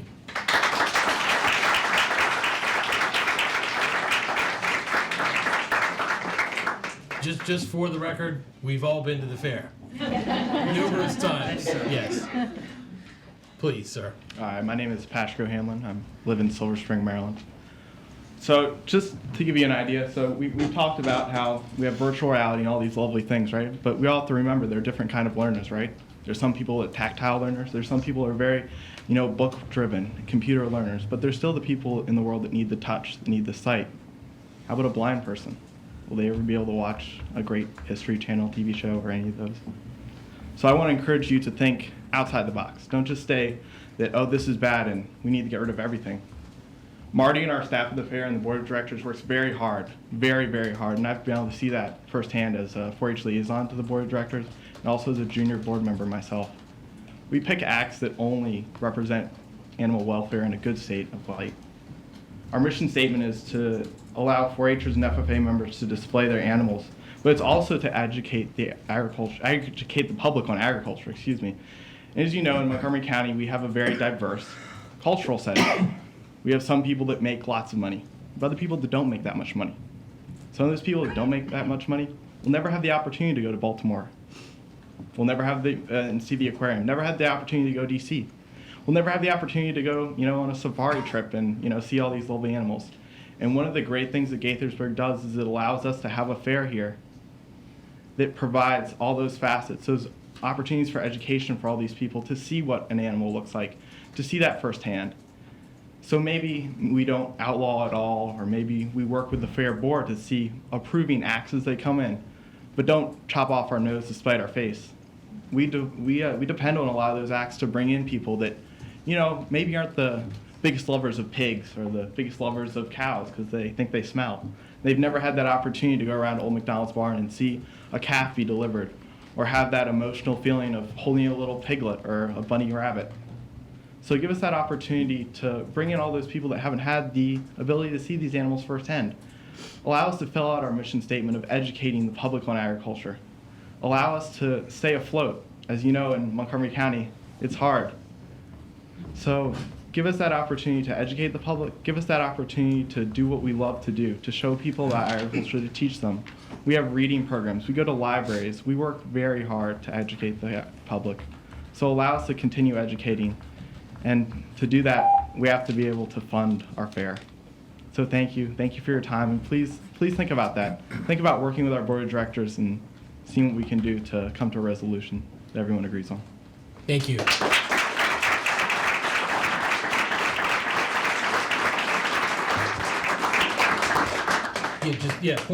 Point that mic Down a toward little you. bit, Yeah. Hi, my name is Kathy George, and I live at 16625 Alden Avenue, which is Rosemont section of Gaithersburg and actually the county. And I've got a question. People are talking, the people that are in favor of the ban are talking quite a bit about wild exotic animals and what if they escape, or what if they hurt people or do this or do that. Have you read your proposed law? Because what it seems to also preclude are, they say no bison, no buffaloes, no hybrids of bison with cows. And the giant supermarket is selling bison meat right now as a ground meat. And they're hopeful to increase the numbers of bison in the United States and prevent them from going extinct by the farmers will be caring for them also, and will increase their numbers. So if farmers care for them, then you could. They did have in the Old McDonald's barn a couple times beefaloes or buffaloes, and just that people, if it's a farm animal, it should be allowed to be included. And likewise with ostriches and emus, they're grown on farms too. And the Department of Agriculture tracks them, also RIA, and they should be included also. And I was gathering signatures for letters, and your law precludes snakes, all kinds of snakes, and one man who was an older gentleman, he said he had a snake 50 years ago, and another mother said her son 30 years ago had a snake in a tank at home, and my next another neighbor had snakes just a couple years ago, and I mean, your law is just so exclusive. It's you'll be turning people into criminals without realizing. So the fair takes good care of all its animals. It takes good care of all the animals acts that come in, and I think this is a grand mistake. So thank you very much.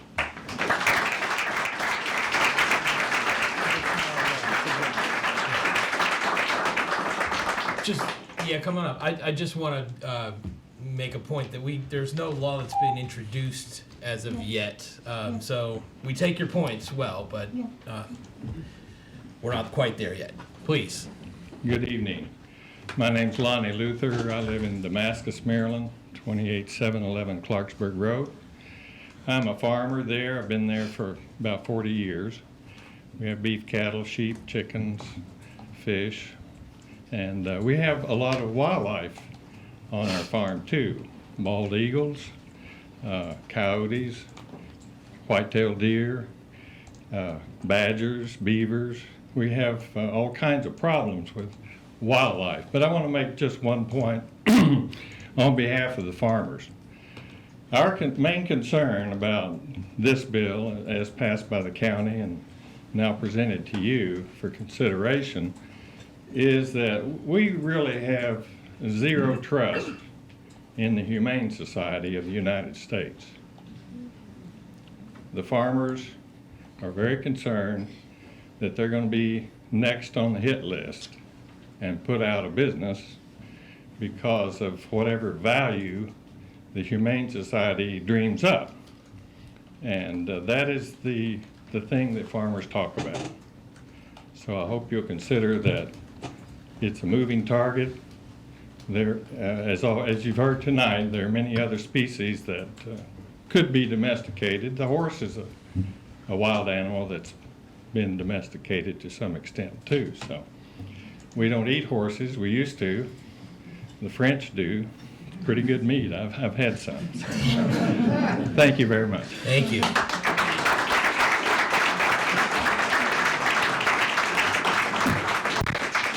I'll say for the record, I think that's the first time we've ever heard from that podium about how horse meat tastes. So thank you for that. Lonnie would know. Marty, please. My name is Marty Sverchek. I'm the Executive Director at the Montgomery County Agricultural Center. I'd say from what we've heard this evening, it's clear that we believe that all animals deserve humane treatment. To achieve that goal, there is no need to ban performance animals in the city of Gaithersburg. And there's plenty of evidence to support this claim. I requested from the city animal control folks a list of all of the various pages of data that would add credibility that there's abuse in the city.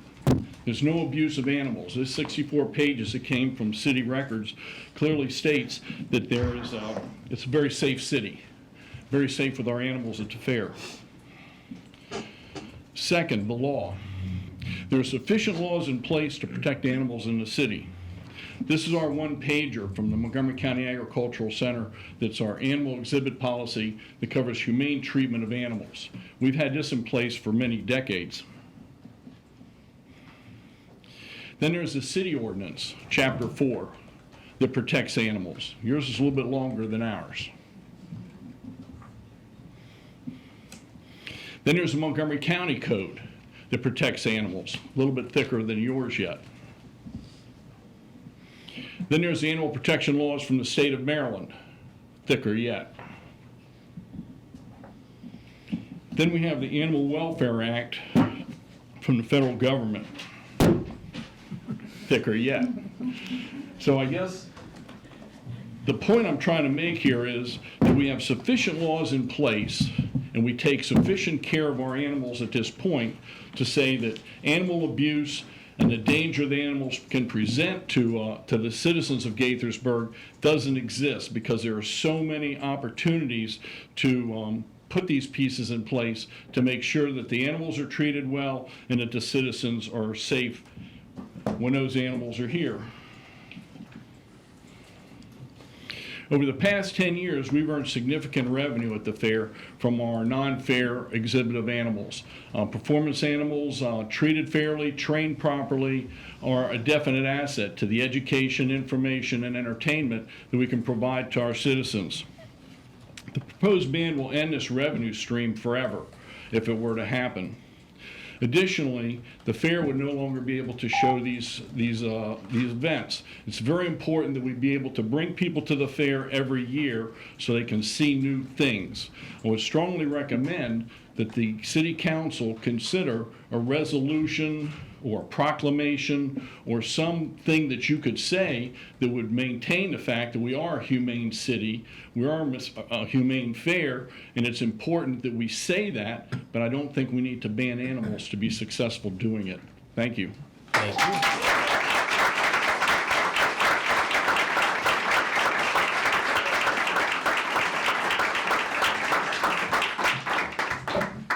My name is Barb Ryba. I was a Montgomery County resident for many years. I teach in this city.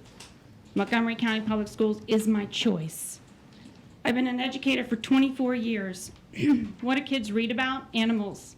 What do kids want to know about? Animals. What do they check out of the libraries? Do you know? Please educate yourself on those kinds of things.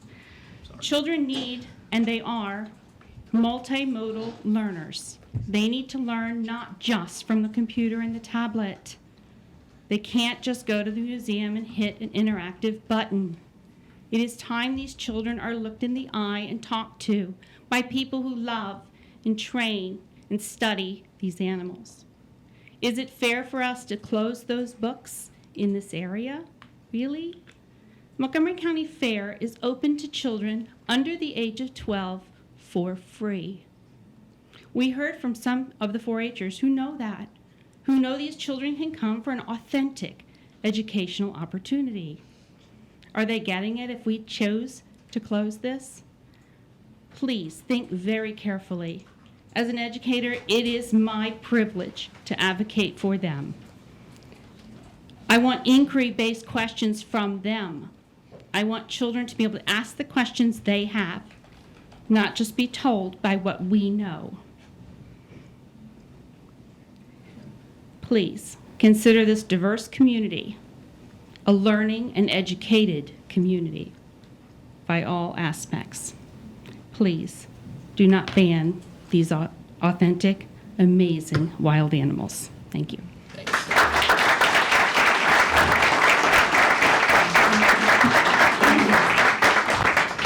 Hi, my name is Rachel Hyman. I live in the Kentlands in Gaithersburg. I think that there is a very important distinction to make here and to really truly understand what animals we are talking about. I agree with the previous speaker that children learn in many different ways and it's important to offer those opportunities. However, there is no opportunity where a child will ever be able to get up close and look at an elephant in the eye and pet a bear or pet any of these exotic animals that we are talking about. The 4-H animals, those agricultural animals, are not being discussed in this proposed measure.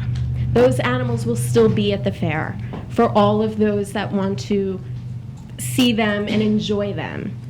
And the kids will be able to touch and be a part of and learn about those animals. But these exotic, wild animals have no place here in Gaithersburg, have no place in captivity, and they are the ones that this measure is applying to. So whether or not we agree with all animals being in captivity or all animals being raised in a certain way, those 4-H animals are not a part of this. And I think it's important to really understand and realize that. And that anybody who is worried about having some tactile learning, there are still opportunities for that, but not with wild exotic animals. Thank you. Do we have anyone else who'd like to speak this evening? Come on up, please.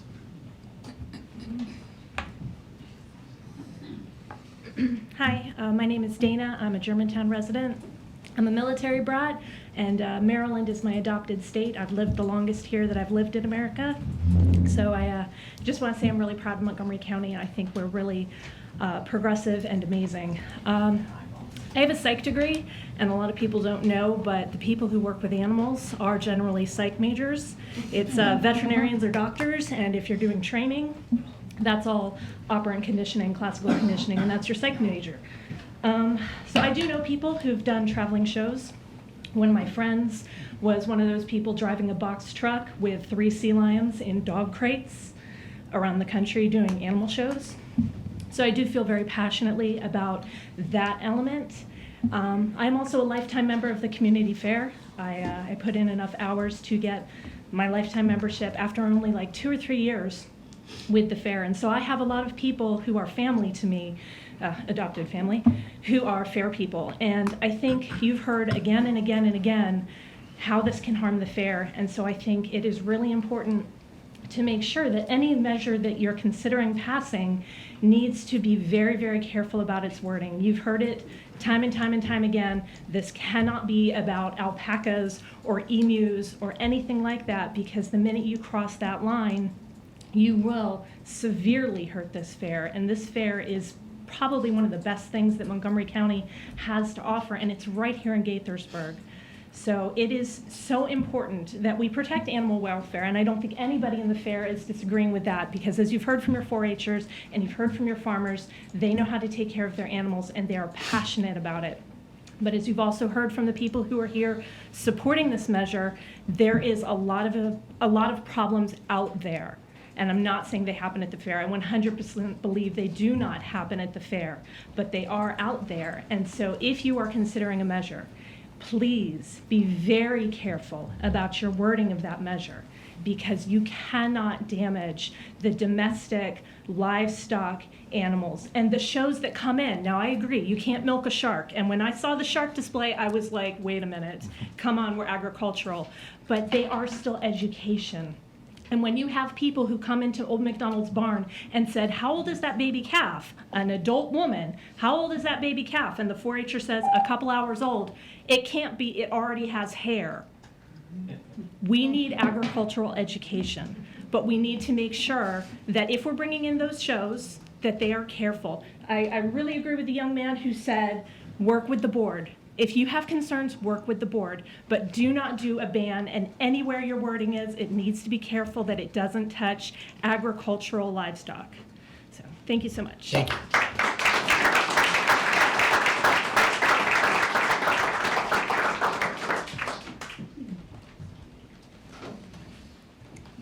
Good evening. My name is Larry Raskin.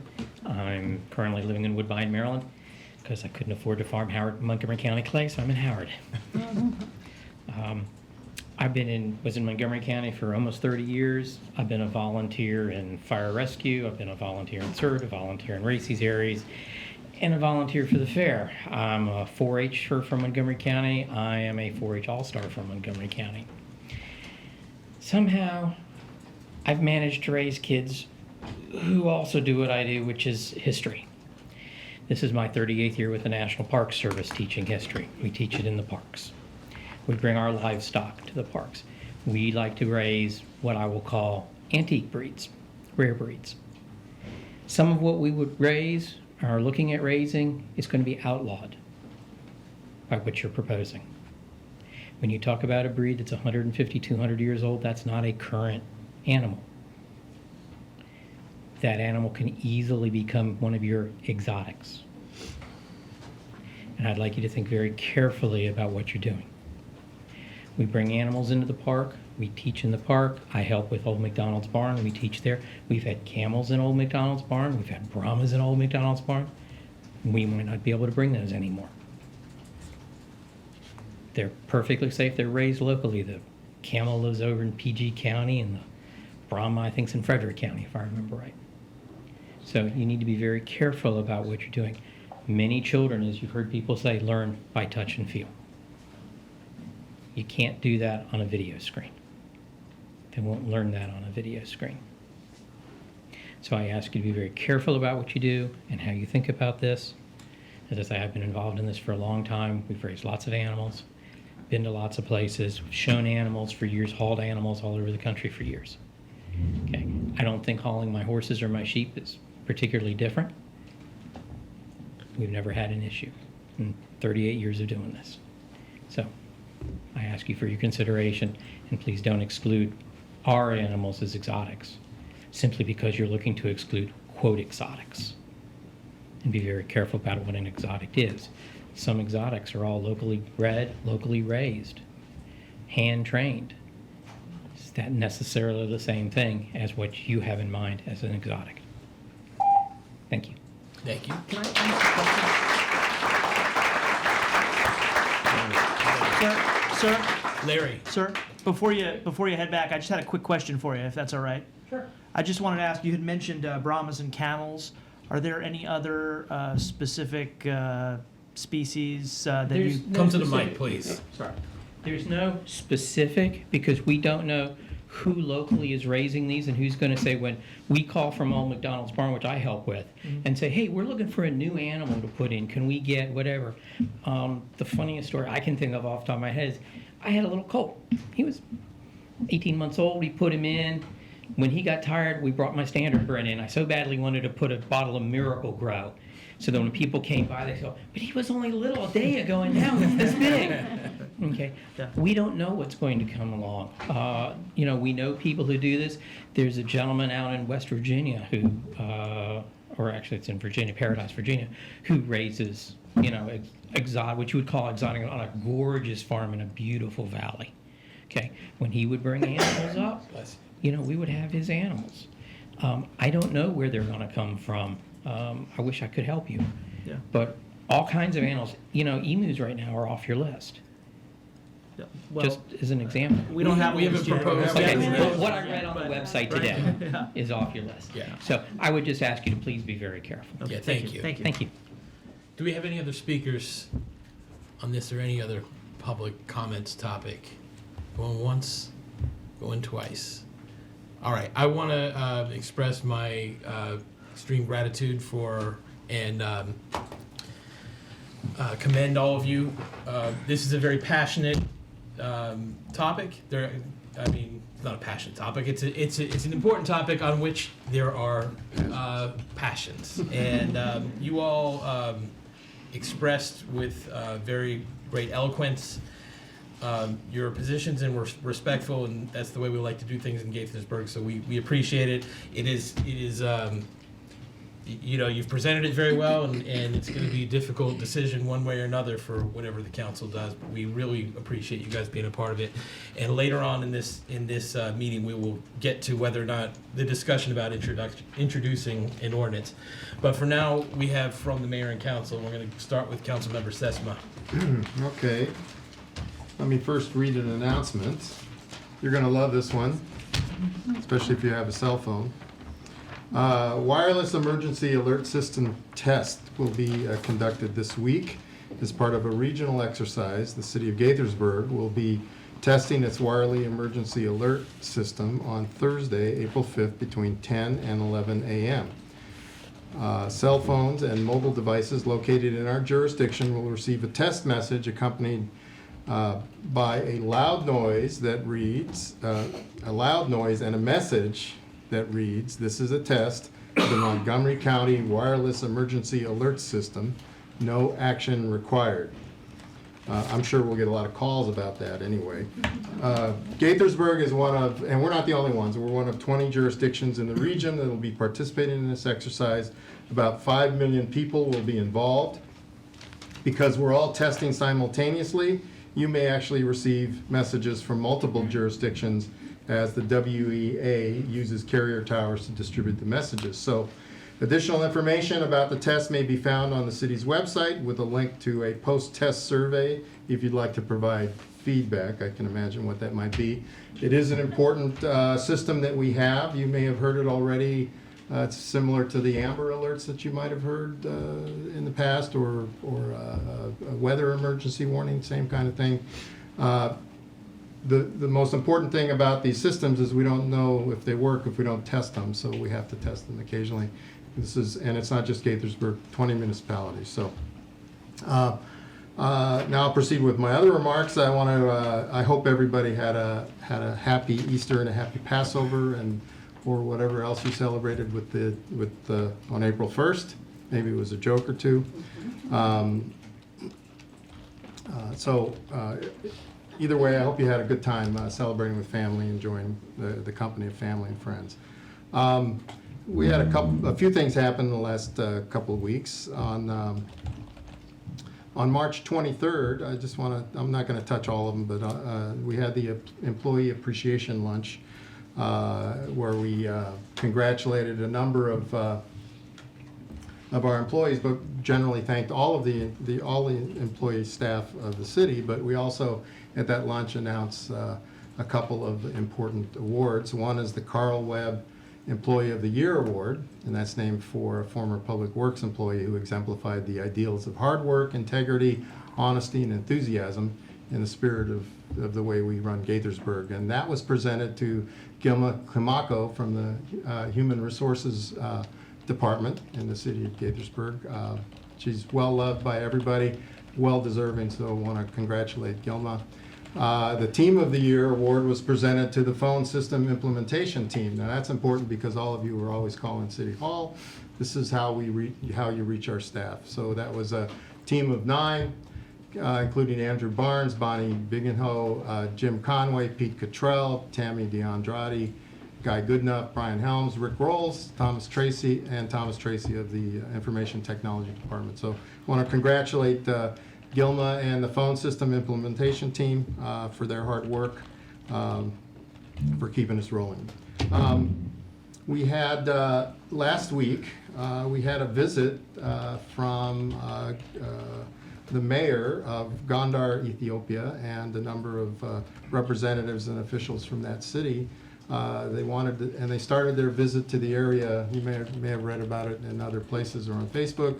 They started their visit that day in Gaithersburg because they wanted to see what is one of the most diverse cities and how we managed to run a city of 70,000. They're taking notes because their city's 700,000 and they're trying to figure out how to do things. So anyway, it was a great visit. It was great to have them and learn a little bit about their challenges and then tell them about some of ours. So it was great to meet with them. So given the period of time we've already spent tonight, I'll move on. Thank you, Mike. Rob? I'm good, Mr. Mayor. Thank you. Okay. Wow. Ryan? Wow. Record time, guys. Good work. Until now. Yeah, right. Until now. I want to reiterate, hope everybody had a nice holiday weekend, whatever celebrations you engaged in.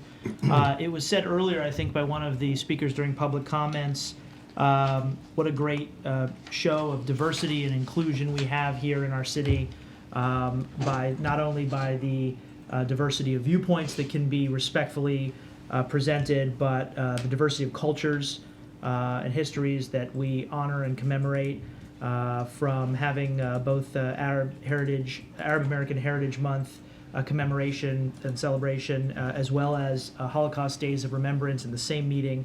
I think that really does encapsulate what we're about here at Gaithersburg. So thanks to everyone who participated in organizing those proclamations and to the recipients of the proclamations for sharing their stories with us. I also wanted to remind folks who are interested in the issue of small cell facilities. This is an ongoing debate in the county and really throughout the country about what the telecom industry claims will be the next generation of miniature cell towers dispersed throughout neighborhoods. That there is a Montgomery County Council hearing coming up tomorrow night. Many of you are Gaithersburg City residents, and we have actually already passed our own ordinance and regulations governing this issue here in the city. But outside the city, the county is still in the process of developing its regulations in terms of what it's going to allow and not allow and how it's going to process industry applications to put up poles in neighborhoods in the rights of way. So I encourage you to follow that issue. And for anybody who wants to attend the public hearing, it's going to be in the county council office building in Rockville tomorrow night at 7:30 p.m. And I think you can sign up on their website if you want to testify, and you can also submit written comments to the county council. But again, not to us, because this is a county council hearing, and the city council has already adopted regulations and an ordinance on this issue. Of course, if you want to talk to the city council about our ordinance, we're happy to hear that as well.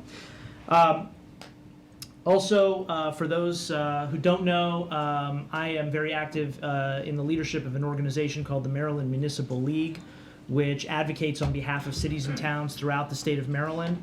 And one of our top priorities has been lobbying the state legislature, which is convening now in Annapolis for the 2018 session, to return road money that had been allocated to municipalities under a special formula in state law that said when you pay gas tax, when you pay licensing fees or tolls, that money goes into a transportation trust fund, and under a formula, a certain portion of it is supposed to be doled out to cities and towns so that we can maintain our roads for you.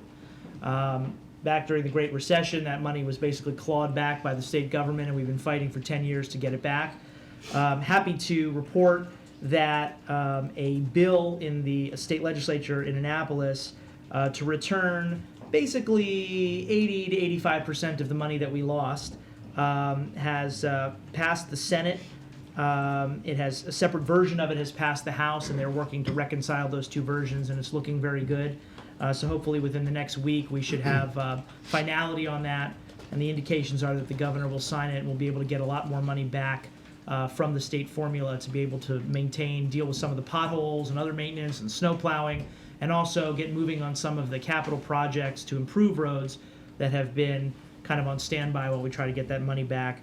The Maryland Department of Transportation unfortunately had a last-minute amendment to the bill, but we worked together with them to get that smoothed over, and that amendment was adopted. And also, we were able to get an additional $2 million put into this coming year's state budget to be doled out to cities and towns as well for that purpose. So that's looking very good, and we'll keep the public updated. There's one more week left in the statewide legislative session in Annapolis for this year. Hopefully nothing will go wrong during that last week, knock on wood. I know that we have a couple more items on our agenda before we reach the discussion of the proposed wild animal ordinance. So for anybody who's in the audience who's here tonight, who's waited patiently and who's spoken, if you do need to leave, I just want to say thank you. We really do appreciate your input. We'll talk more about the details at the agenda item later, but this has just been, as the mayor said, an amazing example of respectful debate and disagreement, and on both sides, on all sides of this issue, and engagement with local government at this level. So thank you all very, very much. We do appreciate all your input. Neil. All right, thank you, Mayor. So I wanted to follow on with something that Ryan just brought up about highway user revenue and point out that there's over $1 million of additional of your tax dollars coming back to Gaithersburg thanks to his great work on with the Maryland Municipal League. So I hope that's appreciated by one and all. Thank you. And especially once we fill in all the potholes after the winter we just had. I'd also like to point out that the MML also has been working on and making great progress on getting a new privacy law passed, so that if you sign up for a mailing list from one of your government agencies, that that information won't automatically be available due to a public information request. So I don't want to sign up for a mailing list and then have get more spam than I already get. Just real quick, we had a great holiday weekend, and for everyone who celebrated Easter, Passover, or April Fool's Day, congratulations. I'd also like to give a shout out to my wife. We just celebrated our 12th anniversary. Happy anniversary. Thank you. And I appreciate Michelle for putting up with me for the last 12 plus years. I know it's not that easy. One last thing in terms of city business is we had a series of meetings recently about Lake Forest Mall. Those of you who've lived, I know a lot of you who spoke said you've lived in the city for 30 years, which is about how long I've been here. And remember when Lake Forest Mall was a different kind of place than it is. There are some development organizations that are looking hard at that facility, and we're hoping to team up with them and with other agencies that can help out and move it in a direction that's much better than the direction it's been going. So those conversations are ongoing. I wish I had more news to report, but at least there's much more interest in making that happen than there was a year or two ago. So hopefully we'll have some good news for you, so stay tuned. That'll do for now. Thanks. Thank you, Neil. Lorianne. Good evening. Oh, Lorianne, before you start, just in case there's anybody still upstairs, a number of seats have cleared up and are ready for you if you want to come sit down here. Please, Lorianne, go ahead. So I'll read an announcement from the city before I get into my personal comments.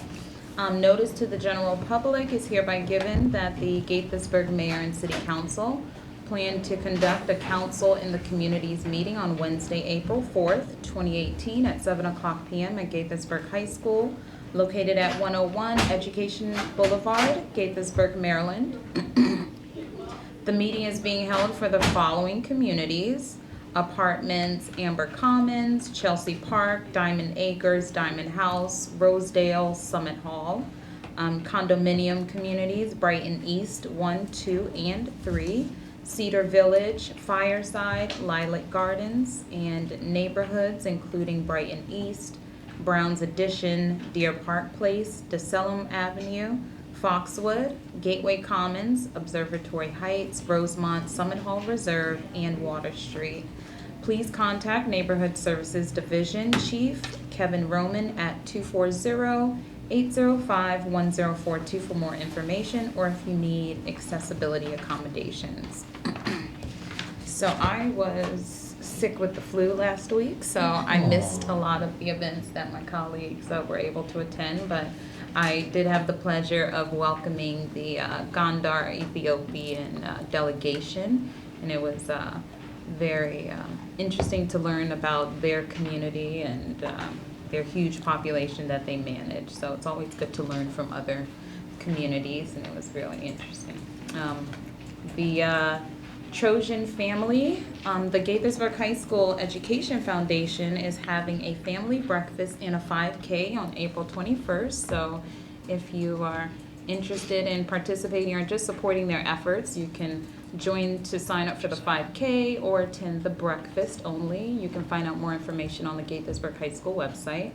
I also attended the Emory Grove United Methodist Church.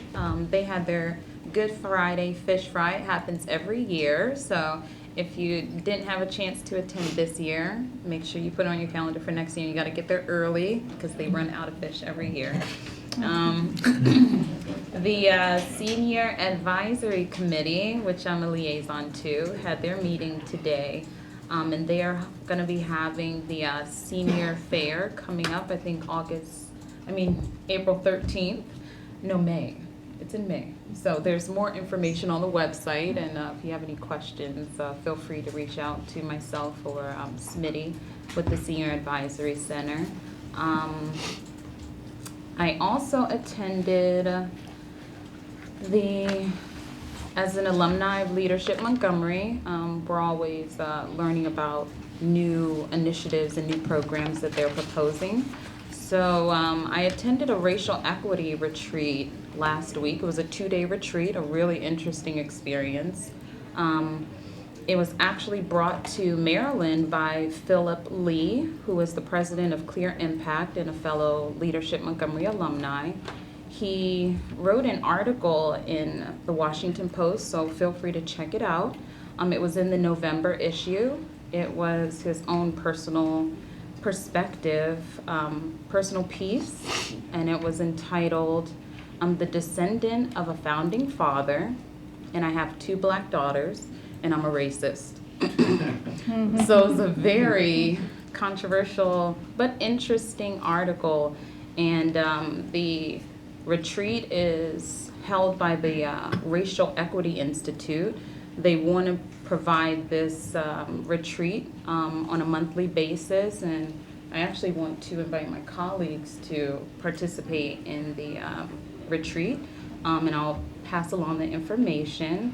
Again, it's held by the Racial Equity Institute. And lastly is the city of Gaithersburg is celebrating its 140th birthday on Thursday, April 5th, at 7 locations across the city. So please check out the website and join us for some cake and to help us sing happy birthday and celebrate all the great things that happen in the city over the years. Thank you. Thank you, Lorianne.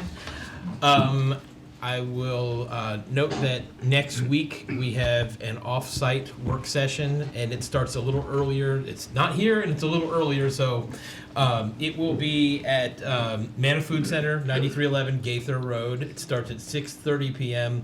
We're going to receive a presentation from our nonprofit providers. For more information, including the agenda, visit the city's website or contact the city manager's office at 301-258-6310. And quick note, I know I pitched everybody here before the meeting, but just for anybody watching, the Gaithersburg Book Festival is coming up on May 19th. We have a tremendous lineup of fantastic authors, journalists, educators, programming for you. It is free to attend. It is free to park. It's right here at Gaithersburg City Hall, May 19th, 10 a.m. to 6 p.m. And you can find out all the information you need at GaithersburgBookFestival.org. And anytime you see me between now and then, you're going to hear a pitch about the book festival. That's just the way it goes. Now from the city manager. Thank you, Mayor. Just very briefly, I wanted to build just a tiny bit on your mention about the Kelly Park proposal by Montgomery County Public Schools. As you mentioned, the Board of Education has endorsed the site. At the moment, that doesn't have any particular force and effect on us, and we don't have any official position, but we'll be meeting staff to staff really to discuss the process. This has not been done before in the city, so we'll be reporting back about the progress we've made in determining how the school system will proceed, and then how you all want to proceed in determining your position. All right, thank you.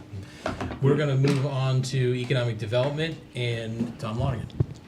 Good evening, Mayor. I've got a few things coming up after this, so I'll abbreviate my comments. I just wanted to mention a couple of events that would be of interest to our elected body and also to our business community. First, recently with our economic development counterparts from around the region, specifically Frederick, Rockville, and Montgomery County, we have been meeting and strategizing on how we might be able to all collectively highlight the region's preeminence as one of the country's premier biotech locations. The I-270 Corridor Collaborative, as it's been called, is a regional partnership dedicated to promoting, supporting, and growing the robust life science cluster located along Maryland's I-270 corridor. And on April 17th, from 5 p.m. till 7 p.m., this corridor will be hosting a happy hour, who could say no, for life science companies in Frederick and Montgomery County. The event will be held at Montgomery College's Bioscience Education Center in Germantown. The happy hour promises to be a great opportunity to strengthen relationships within the region, and it's also kind of an intro to the Bio International Convention, which is coming up the first week in June, at which I will be in attendance in Boston. So if you're interested, please let me know. We have also been extending the invitation to the city's biotech community to attend as well. Secondly and finally, on Friday, April 20th, Governor Hogan, Senators Ben Cardin and Chris Van Hollen, and business leaders from across the state will be here in town on the NIST campus for the 2018 Maryland Technology Transfer Summit. The purpose of this event is for attendees to share ideas, best practices, and strategies on how to improve the transfer of innovative technologies from universities and federal research labs here in Maryland. The summit was organized by the Maryland Department of Commerce, hosted by NIST. It's going to have policymakers, industry leaders, innovators, and tech managers from leading universities and research institutes. Sessions are going to be discussing partnering, licensing, business development, state programs, public and private institutions, all sorts of stuff. Sharon and I will be there on behalf of the city. All of you are invited as well.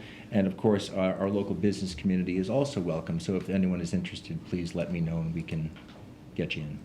Could you email these specifics on that? Sure. Carpool? They're pretty tough at the gate, so maybe. That's all I got. Okay, then you're staying right where you are, right? Yes, I Because am. now we are moving on to ordinances, resolutions, regulations, and we're going to talk about the enterprise zone. That's right. This is a resolution of the mayor and council authorizing the city manager to submit an application to the Maryland Department of Commerce relating to the designation of areas within and surrounding the Old Town Central Business District as a state of Maryland enterprise zone. As you know, the city was first designated, or the Old Town region of Gaithersburg was first designated an enterprise zone 10 years ago. That distinction is expiring in June.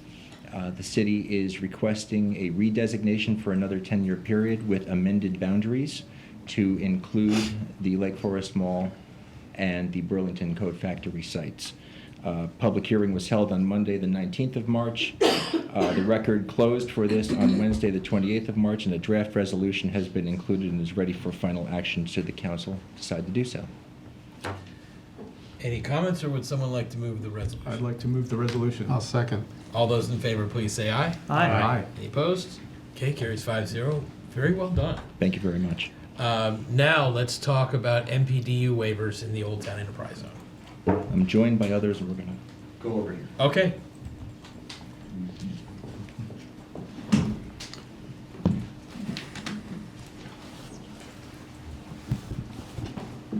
If you don't mind, I'm joined by Louise Kaufman from our Housing and Community Development Division, and Sharon Disk, our Business Services Coordinator. Welcome to both of you. Thank you. Tonight, we are here to talk about the moderately priced dwelling unit, or MPDU, as we'll call it for the rest of the discussion, waivers in the Old Town Enterprise Zone, and reconsidering the dollar per unit fee in lieu that's been in place for the last 10 years. Back in 2008, Mayor and Council exempted the Old Town Enterprise Zone from the Affordable Housing Ordinance as a means of encouraging additional residential development and, of course, fulfilling the Old Town Master Plan. Our housing ordinance does require developers of projects with more than 20 units to set aside 15% of units as affordable housing. In lieu of setting aside the required units, developers in Old Town residential projects simply currently pay a modest per unit fee, currently $1 per unit, for each dwelling unit in the project. Modest is an understatement.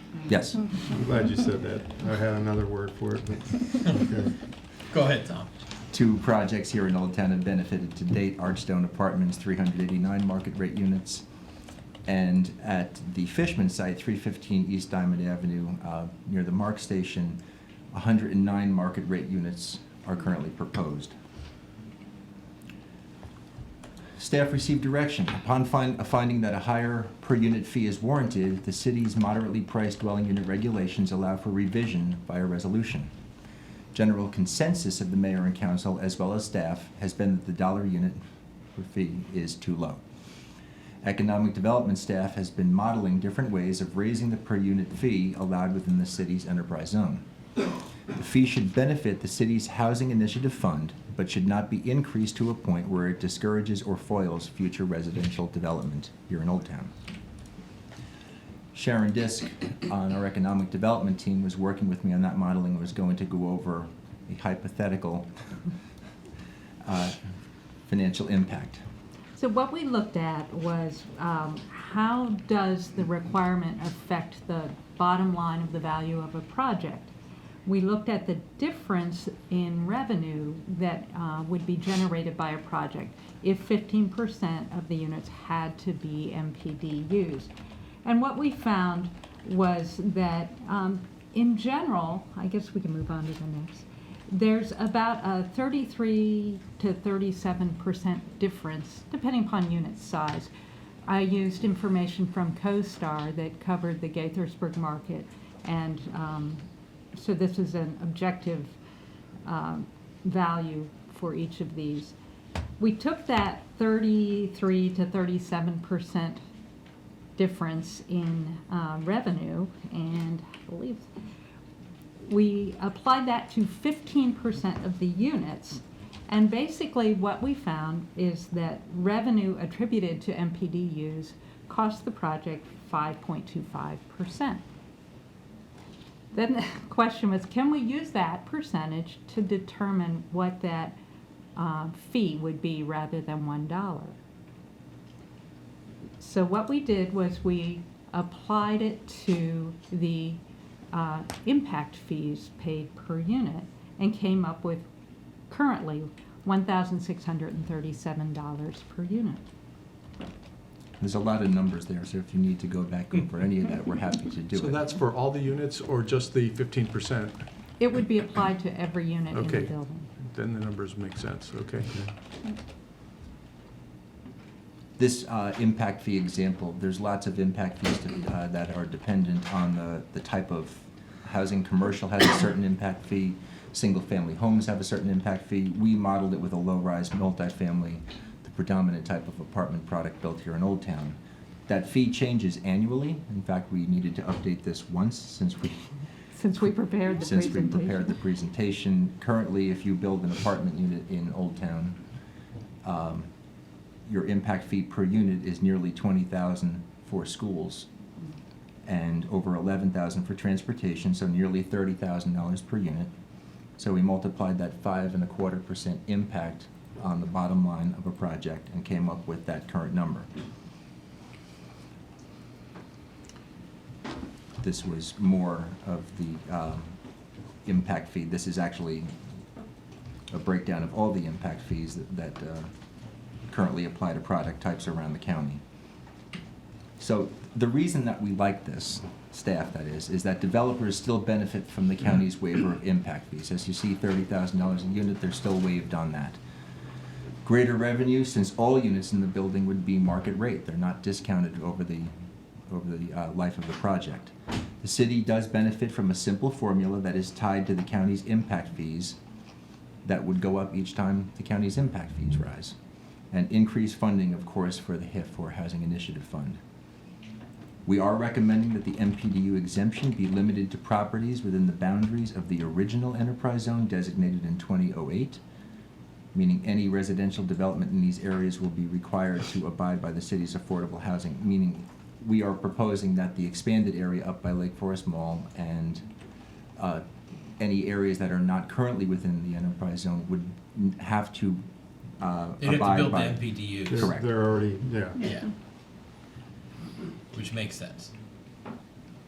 Yeah, I mean, you guys, appreciate you spending the time to get your arms around the numbers here. The formula seems to make sense to me, and I guess if there's any sort of serious concern from the development community, then we'll hear about it soon enough, and we can, this is a resolution, so we could amend it if necessary, but on the face of it, this makes a lot of sense to me. So is the idea to still keep the waiver in place to that, I guess The compulsory exemption. waiver, the exemption, so that the builder or the developer has the right to pay as opposed to being required to put the 15% in place and then we would waive it at our discretion? Yes. That was binary. There was one, does the No, developer they- have the right? no, they or is don't. it- No, the waiver's still in effect unless we get rid of it. Yeah. But this is the buyout that goes with the waiver. But Because it- that was the original plan for Archstone, was that they could buy out. They were exempted from the affordable housing requirement, but they had to buy out per unit for the requirement, the 15%, which was $45 a year, I suppose is what they paid to buy out of that, right? Archstone, no, they would have Archstone. paid for each unit. They paid, oh, okay, so it's 389. about 300 something. Okay. So then what's your thought on converting it from a developer right to buy out to a city council discretion to require the 15% or permit whatever the calculation is for receipt in lieu of the actual construction of the MPDUs in the enterprise zone? Well, to answer this, I don't know, that's a policy decision that the council's addressed a number of times. It's not one that staff, they're not taking a position on that. The council is taking a position on that. Well, I had actually raised sunsetting the waiver, or the exemption this year, but when this plan was described to change the buyout, then To I increase the withdrew, amount. to make it, a real thing, and the possibility that it would contribute to our Housing Opportunities Fund, then I withdrew my plan to raise that Well, I guess the then is there- elimination of the exemption. So I think this is probably a good alternative. I think the advantage of being in the enterprise zone and particularly within this boundary is that a developer still has the exemption available to them. It should, I mean, it should be an incentive to redevelop, should they want to. Since Archstone was built, and other than the Fishman site, we've had really little other development or proposals for residential within that core part of the enterprise zone. So,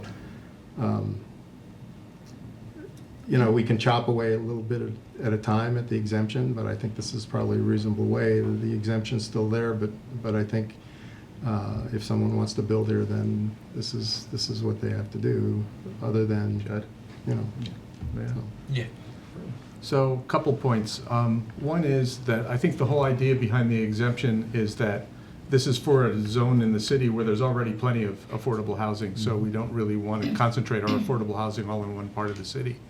The other part, as Mike alluded to, is that it helps to replenish our housing fund that is useful in many ways, including the concept that we've talked about over the last year of using it to provide an incentive to upgrade existing garden-style apartments that are getting older before they get too run down. Looking at the numbers, if my mental math is working, if you build a 300-unit apartment building, you'd be almost $500,000 going into the fund. Given the order of magnitude of dollars we've talked about in the fund, I think that's a pretty healthy replenishment. And so if it provides an incentive to build more market rate apartments in an area that needs more market rate apartments, it sounds to me like a win all around. So it's good work, and I love seeing spreadsheets, so it makes me happy. Rob, I don't know if all your questions have been answered here. No, I certainly agree that the $1 per unit is exceedingly low, and I would support that if that's the only thing that's on in the discussion, either today or in the future. But I would support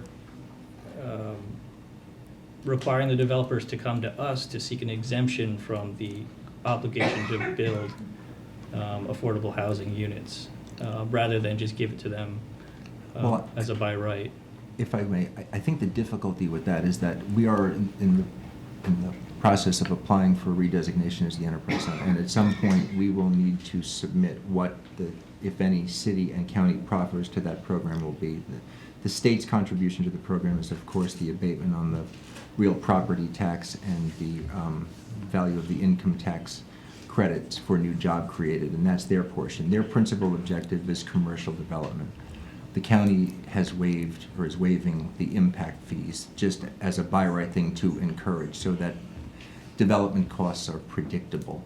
And if we want to include ours in there, we're going to need to do so this year if we want this to be an incentive, a by right incentive for development to happen. Except that our incentive wouldn't apply to the entire new enterprise zone area that we are correct. That we are seeking. We can limit its Okay. territory. Okay.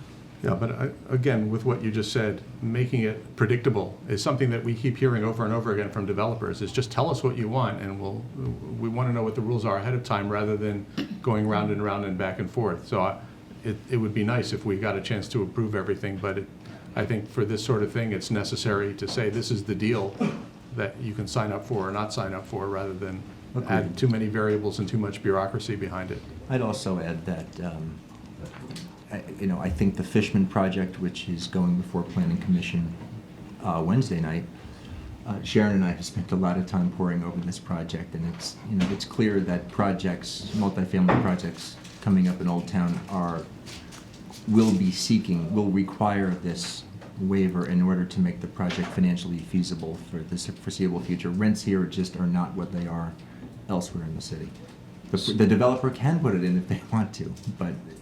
So maybe I missed this in the packet here, but we're only talking about the enterprise zone in Old Town, or are we talking about the expanded zone covering Lake Forest Mall? No, I'm talking about the enterprise zone. So, just the enterprise. I mean, that would be my major concern is a larger project coming in out there. I understand the logic, and I support the logic of using it as a carrot to bring the Archstones in or the Fishman sites in, where it wouldn't be economically viable without those. So We are not proposing for the expanded zone.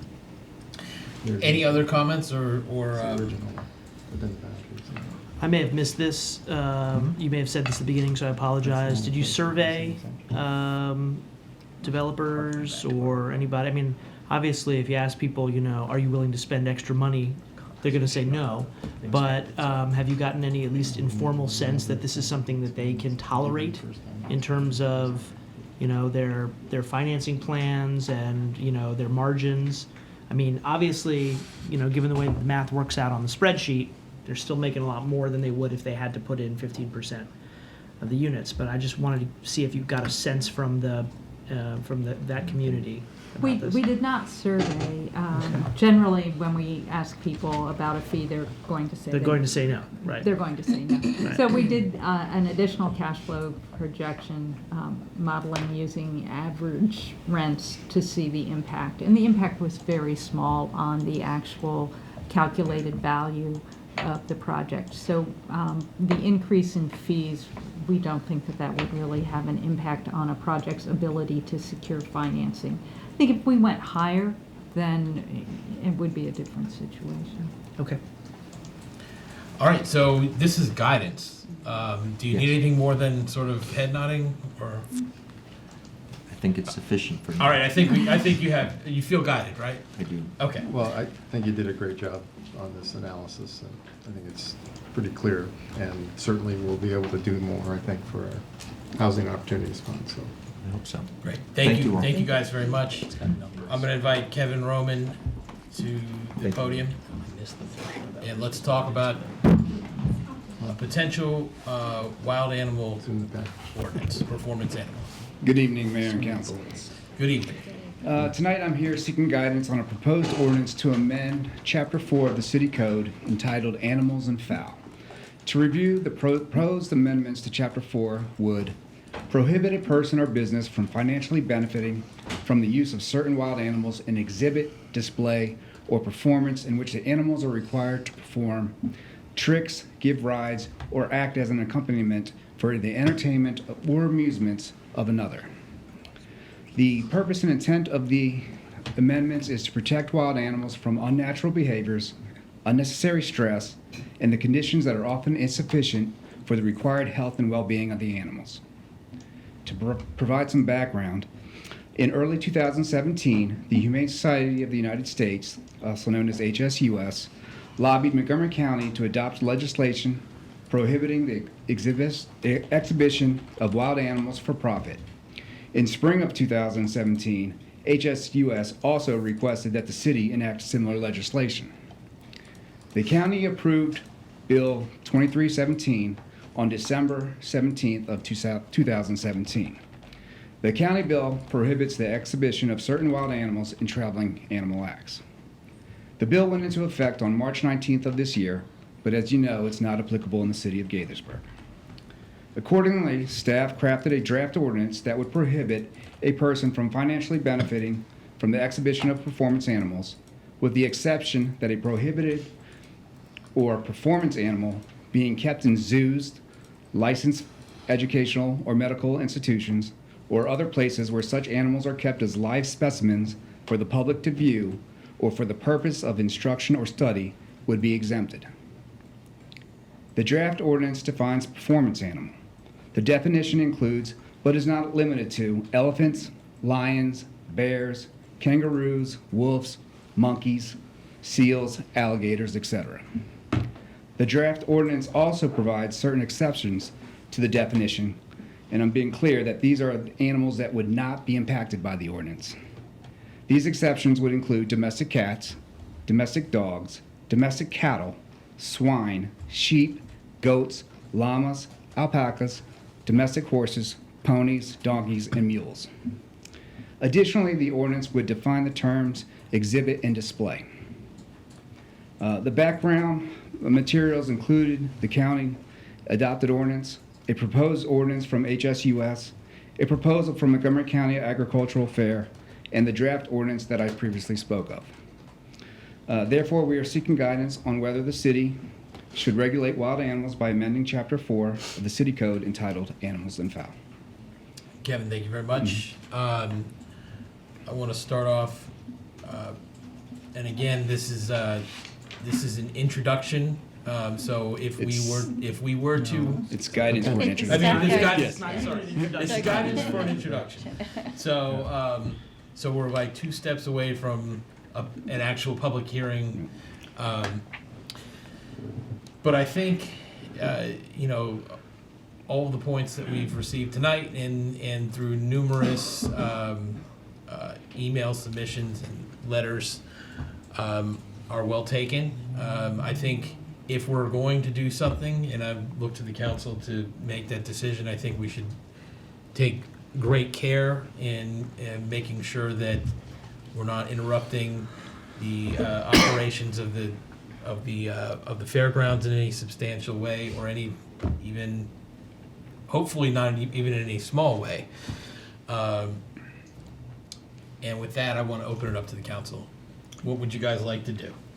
Well, the first question I had, and I think, you know, some of the speakers covered this, is whether this is whether a change to our ordinance is actually necessary, given the coverage by county, state, and federal law in terms of regulation of animal welfare.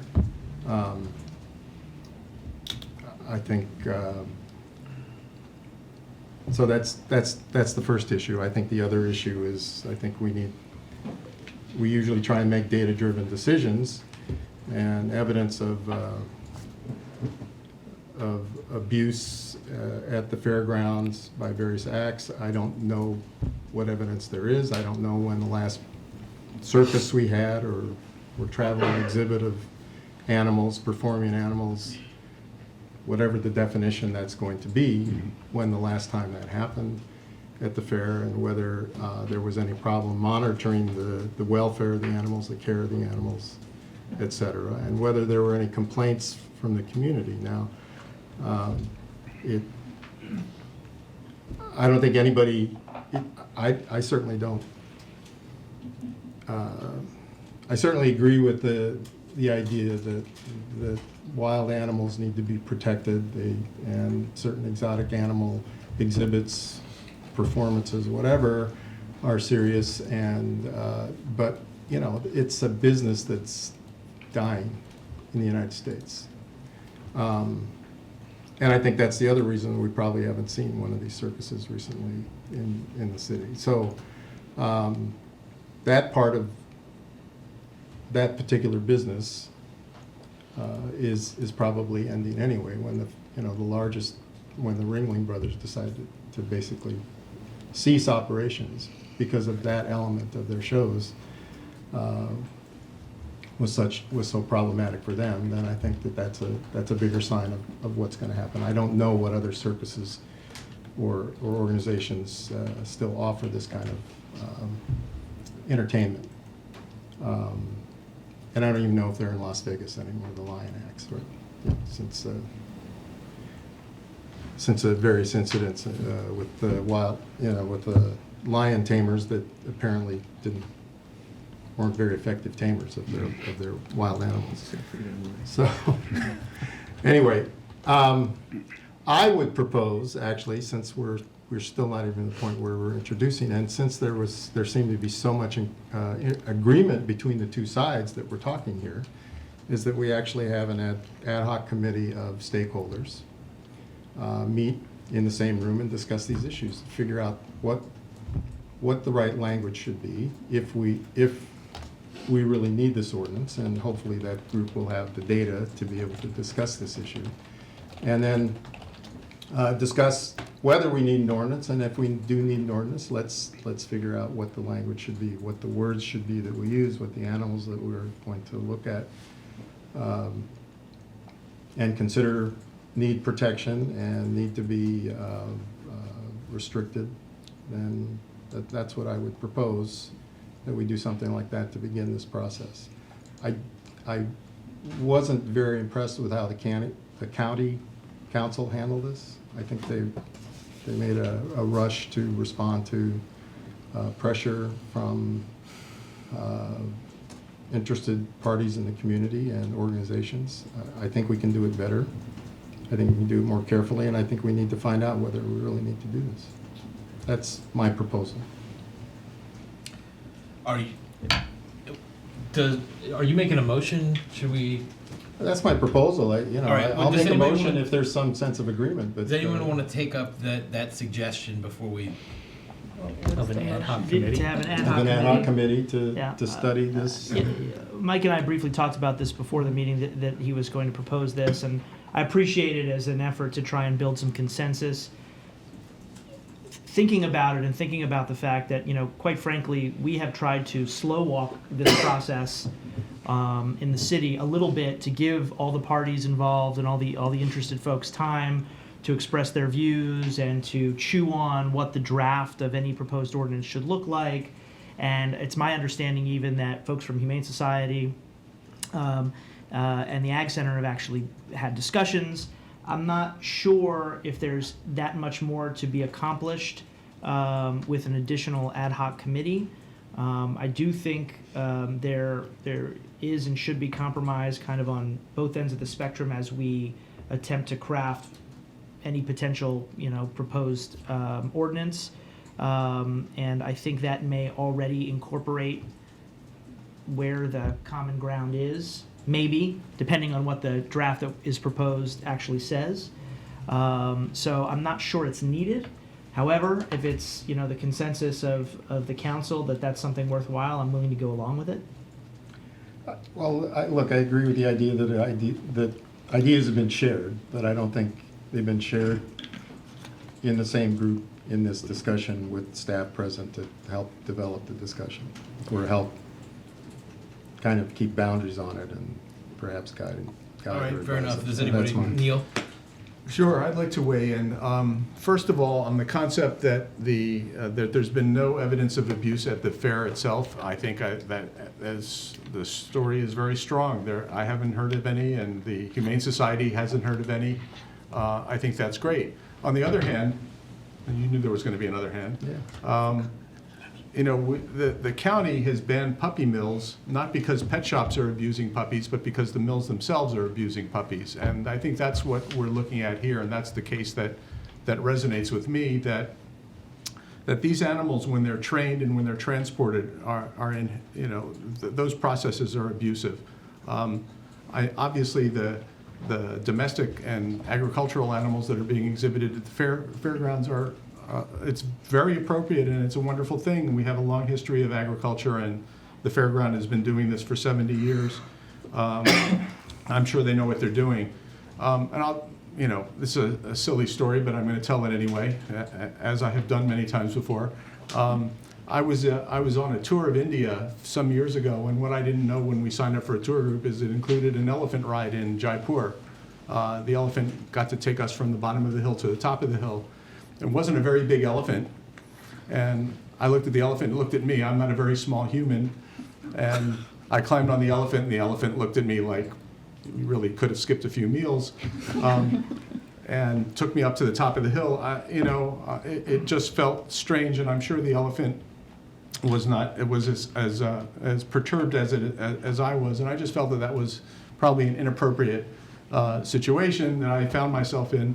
But my understanding is that the way they train those elephants to do that is not something that we would condone here, and I think that just fits in with my thinking that I'm not comfortable with the idea of having lions and tigers and bears and animals like that in the city. I think we've heard about some potential issues, even though we haven't had them. The zoo is very close by. Multiple zoos are very close by.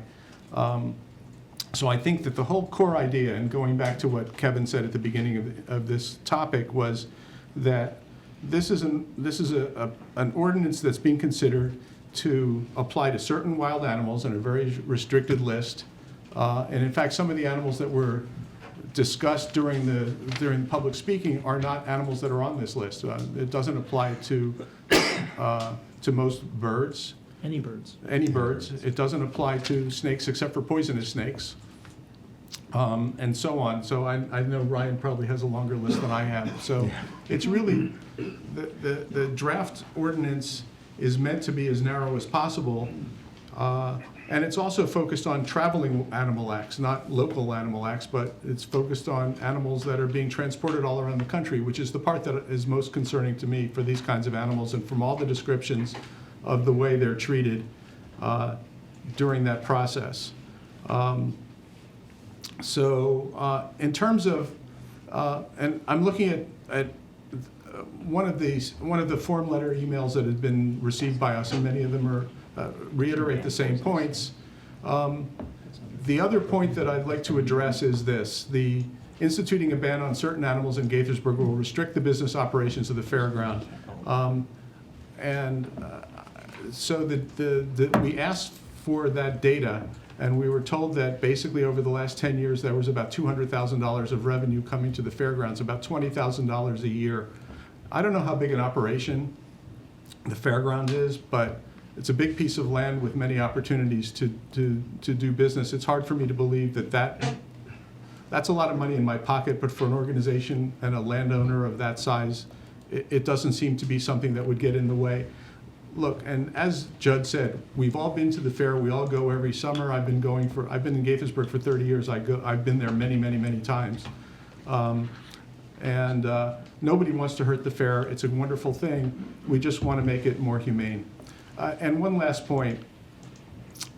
The point that the gentleman who operates the farm made about the farmer's attitude toward the Humane Society. I mean, I talk to people from the Humane Society quite a bit, and I have never heard anything even remotely approaching ban on pets, ban on agricultural animals, forcing people to become vegetarians.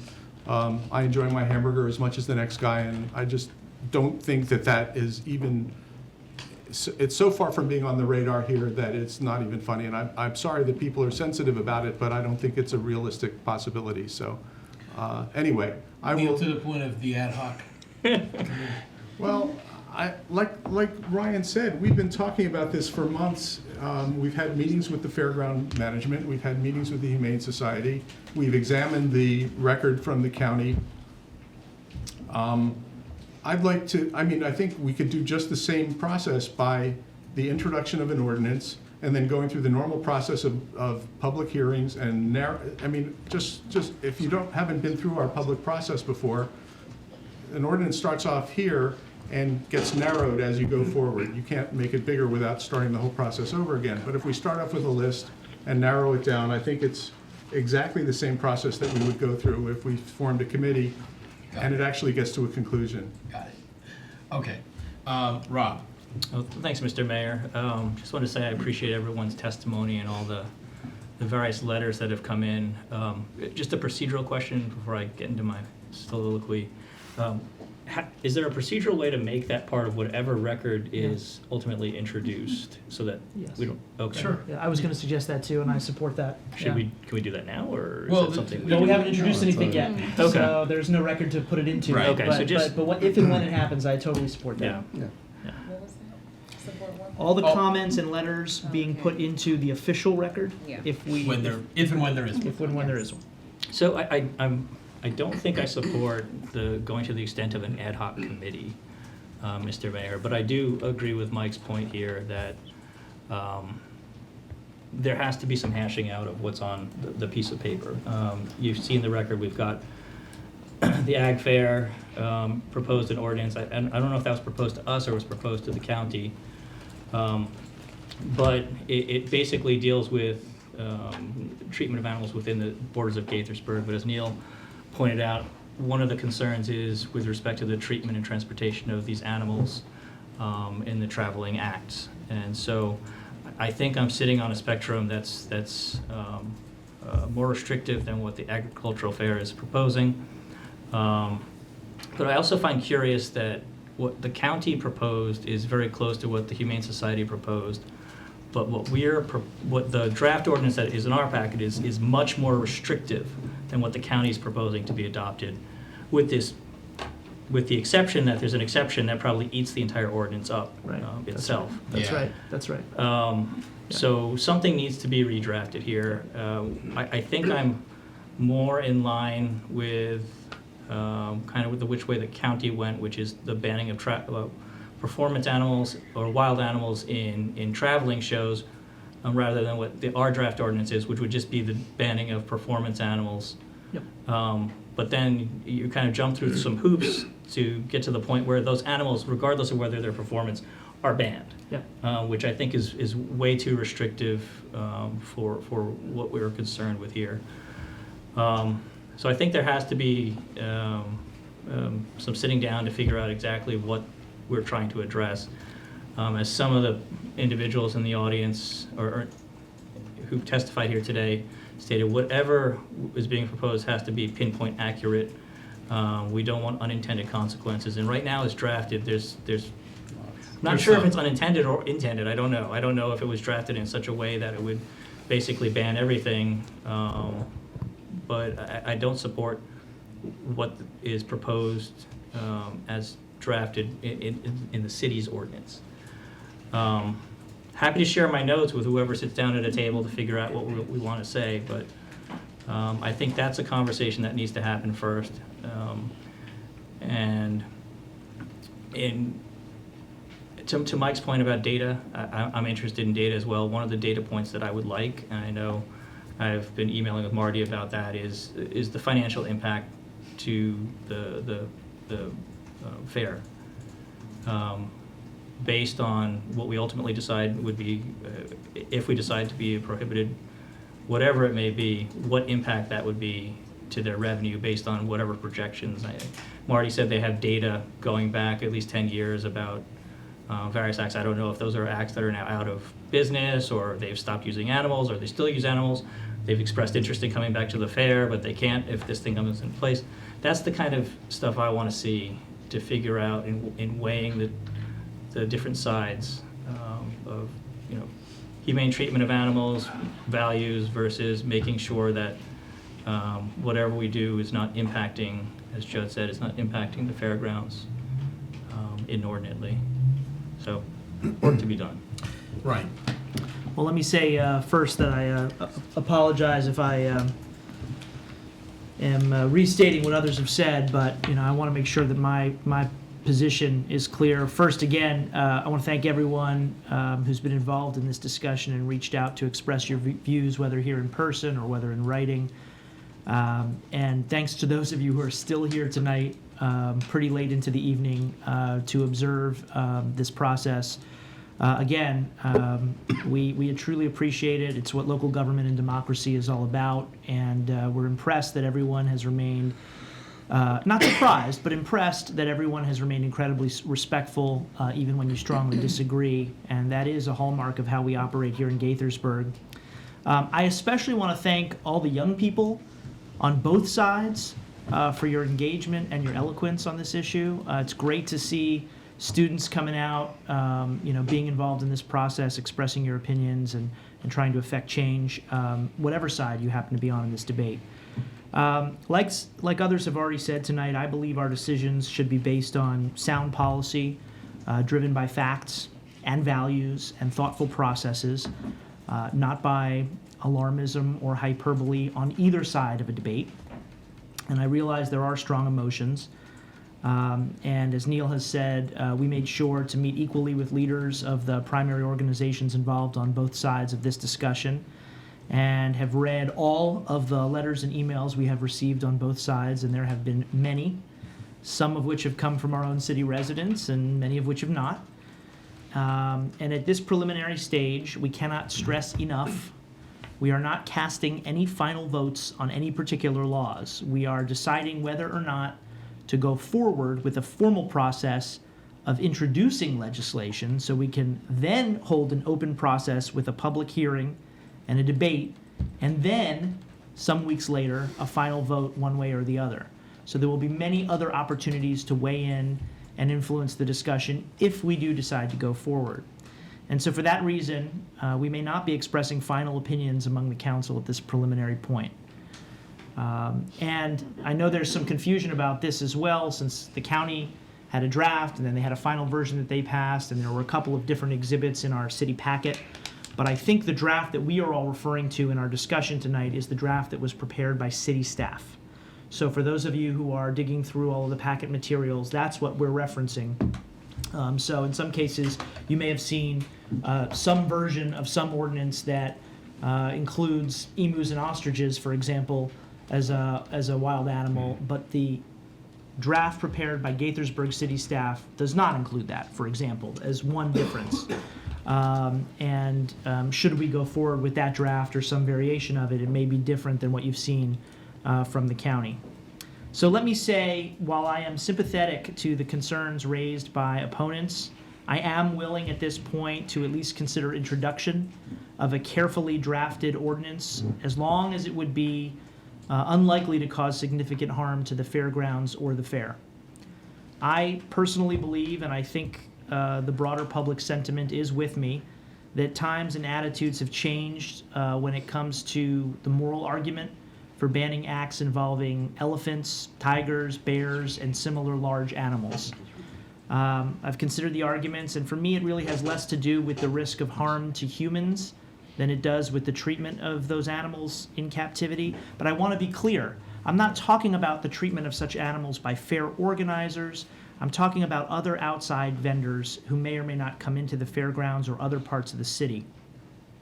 This ordinance is not a criticism or condemnation of anything that fair organizers or volunteers or the 4-H groups do. And in fact, while there has been a little confusion about that issue, no version of this ordinance that I have seen would have any effect at all on the display of domestic farm animals at the fair.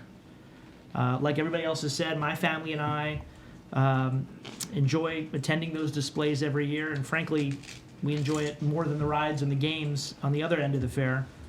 And our city highly values the rich history and tradition of our agricultural roots and the commendable work done by our 4-H clubs, which is why we spotlight the fairgrounds and the fair as such great assets to have here in Gaithersburg.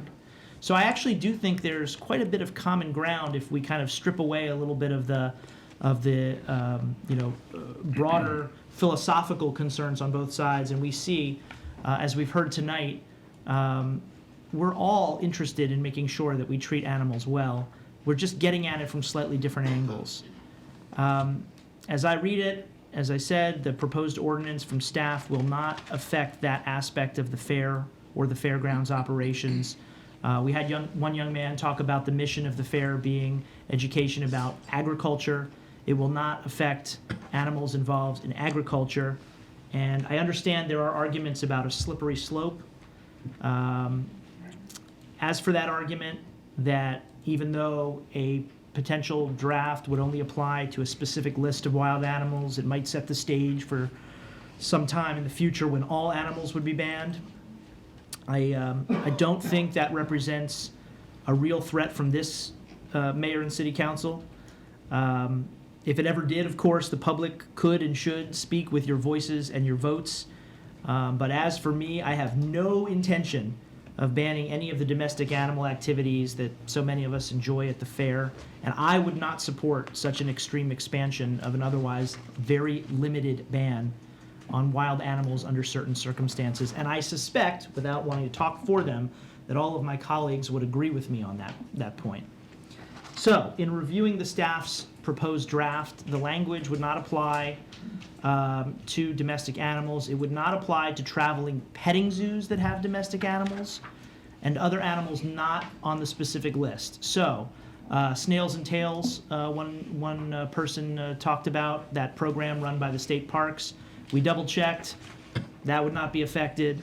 The only reptiles that I understand are affected on the staff's draft proposal are crocodiles and alligators. I spoke a little bit about this with Councilmember Wu some time ago, but we're both fathers of young children. It was important to both of us that we not inadvertently prohibit those programs that benefit children by educating them and exposing them to certain reptiles and birds and rabbits. And again, my reading of the staff's draft is that it would not have any effect on that front. Not have any effect on hamsters, guinea pigs, any of those other animals that were also mentioned in passing this evening. But I do think the proposed draft should be narrowly tailored to ensure as much as we can the distinction between domestic animals and the very specific list of wild animals potentially prohibited from traveling performances. And for that reason, I would ask staff to look into excluding camels, kangaroos, and possibly other marsupials. We've received comments of concerns from individuals pointing out that ostriches and emus can be classified as domestic, and my reading of the staff's proposed draft is that no birds of any kind, ostriches, emus, or otherwise, would be included. I support that. We also heard comments of concern about buffalo, bison, hybrid cows, Brahma. I would ask that staff look carefully at those as well, so we're not accidentally sweeping up into this proposed legislation any animals that should be and could be considered truly domesticated animals.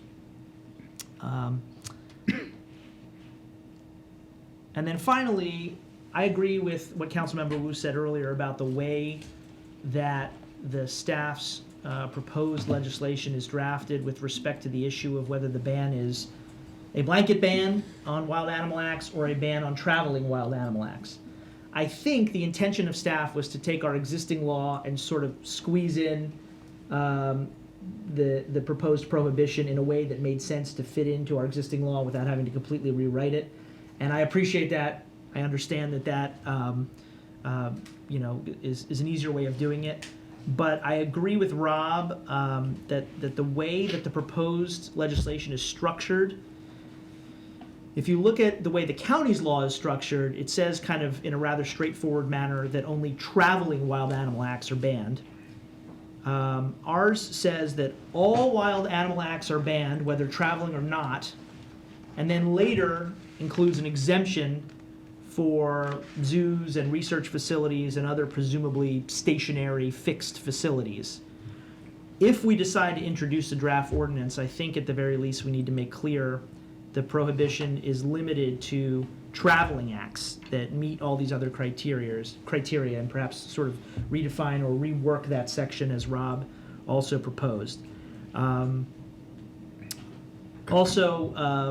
The term zoo is not defined. The exemption does not specifically and explicitly say that it refers to fixed or stationary facilities.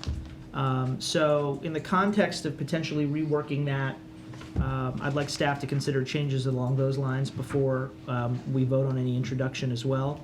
So thank you all for bearing with me. That was long-winded comments, but in sum, I would support an introduction as long as it is very narrowly tailored to protect the concerns that were raised tonight and in all of the written correspondence. And I would again emphasize this is just the very start of a long process where we will continue to have discussions and probably continue to tweak any potential draft that may come forward. And for me, I am keeping an open mind. I'm willing to make other changes as arguments are made throughout that process, but that's where I stand. Lorianne, thank you, Ryan. Thank you, Ryan. I think a lot has already been said by my colleagues, so I'm just going to touch on a few points. I agree that whatever is proposed needs to be done in a very careful manner. There's a lot of different words that are being thrown around that I didn't see defined in the city's proposed legislation. I just want to be clear on wild animals versus exotic animals versus traveling animals versus performance, domestic, agricultural, livestock, exhibit, display. I just want us to be very clear on how we define these animals, what the examples are, so that the agricultural, livestock, forage animals, farm animals are not included in the ban.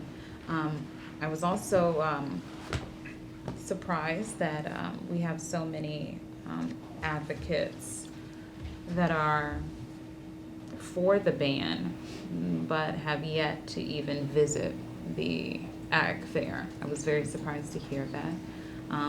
I think when we make blanket statements there was a comment from one of the advocacy groups that is in support of this ban, but never visited the fairgrounds. And you know, I when I visited last year, I think it was the shark display, and I was entertained. I thought it was a very awesome experience, and saw a lot of people going to see. And I think someone else commented that these are rescued animals, and they're hosted by nonprofits who promote learning and promote the safe treatment of these animals.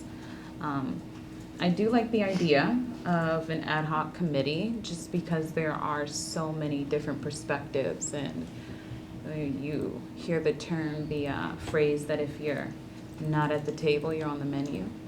So it would be nice to have, you know, city staff, board members from the Ag Fair, some of the groups that came out to express themselves, residents and city staff, council members, to really weigh in on what this legislation could look like, whether it's legislation, a resolution, or an outright ban.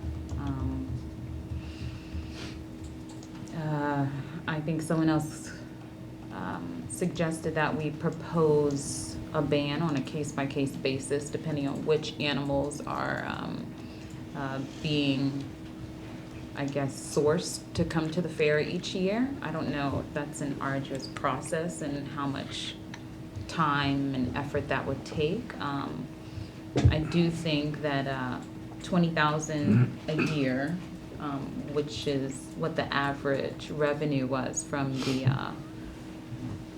the exotic animal acts. You know, my first thought was like what Neil shared, you know, $20,000. You can probably generate that revenue from, you know, another activity or another event or some other proposal. But I don't think we're in the business necessarily of telling companies or businesses how they should operate necessarily and what kind of services they should offer. We're really just supposed to propose better ways for them to do business within the city.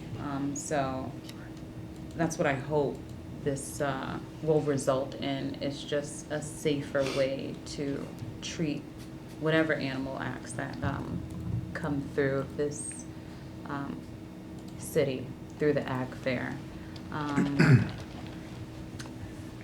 I did reach out, and you did share information about, I think it was the past 10 years, and I think Marty also provided information about complaints. I went through all 68 pages and was very impressed that there were no real complaints. I think I saw, you know, a child was bitten, and I'm sure they pushed their finger in and got a real wake-up call, learned a lesson.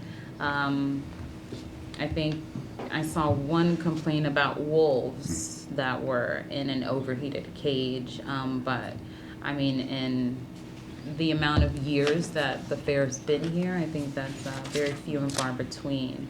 So while I think the evolution of how we enjoy and interact with wildlife is changing, I think we do need to be very careful about how we proceed with this, with how we want to make any changes. And so I just want to make sure that everyone's perspective is included in this final decision, whatever we propose, and we take our time in making the best decision and not rush with whatever we decide. So I think that's it. All right. I think everyone's sort of had their say. As I'm counting it, there's 2 for the ad hoc committee and 3 opposed to it. But it seems like there's consensus that we can move forward with a narrowly tailored draft of an ordinance. Everyone agree here? Lynn? Mr. Mayor, I was going to say, in lieu of the ad hoc committee, I think staff is certainly willing to, as we redraft the ordinance, reach out to the various interest groups, to run by different drafts and get some discussion going. And I think that may be a better solution instead of formally appointing an ad hoc committee. Sounds great. Well, I'd hope if we do that people representing both views are in the room at the Yes. same time, so they can actually discuss these things and kind of refine it. I think that the issue, that there's actually quite good agreement about how animals should be treated, whether they're domesticated or wild or exotic. So we've got that was my point. We've got a table upstairs, some chairs, get some coffee. The point It's is up well to staff taken. to The do point it. is well taken, is to get folks around the People to table talk about talking. it. Right. Not necessarily as an ad hoc committee, but, something like that. Tony, were you going to say something? Only that, it seems to be that there are two aspects to the, there's obviously the humane treatment of animals aspect, which I think we get and we can work through, but the economic impact on the fairgrounds, are we just determining what that might be, or is that an animal by animal, decision point? Well, I thought Marty shared that it was about 200,000 over the past 10 years. I understand, but if, lions are profitable, does that mean they're not on the list? Like if we took camels off. I'm not sure. If we took camels off the list, how would that impact? So we're just going to provide you with... I think it's incumbent upon the fairgrounds to explain what the economic impact would be in whatever way they choose to do it, but, they have to make a convincing case that it's about, that there's an economic case to be made that would override other concerns. That's, and I would expect them to be able to make that argument if that's really the case. If there really is an economic impact. There's a lot of ways that these things can happen. It's not just the fair, that 10 days in August when the fair happens. It's about what happens at the fairgrounds the other 355 days a year. So how does that affect the economics of their business, of their nonprofit business? Let's remember it's nonprofit. So. I also want to make a point which is kind of ancillary to this discussion, but this ordinance, if it goes forward, is not designed to target the fairgrounds. It is supposed to be a citywide ordinance. Obviously, we all know the fairgrounds is where we have a lot of animals on display, but we might want to consider as we move forward and as all parties are at the table discussing with staff what a potential draft will look like. There may be other entities out there in the city worth thinking about whether or not, they might need to, I hope little Timmy doesn't have tigers coming to his birthday party. That I don't know. would shock me. I don't know. There's been carnivals at the mall. Right, It could be a carnivals at the circus. mall, There could be, you things just like never that, know. I things just like didn't want to that. make sure that staff wasn't in a position of trying to, make a value judgment, literally, Right. on Right. what should be on the list and what isn't. All right, Kevin. Guided. I think you feel guided, right? I feel guided. I feel like suspect. we have some work to do. Okay, thank you very much. So anything from the city attorney? Nothing further. Anything from any other staff? Not seeing anything. Okay, well then, appreciate you all being with us. Again, next week, feel free to join us at our work session off-site, 6:30 p.m., Monday, April 9th at Manna Food Center. And then the next regular meeting of the Mayor and Council will be April 16th. Until then, let's do great things, Gaithersburg. We are adjourned.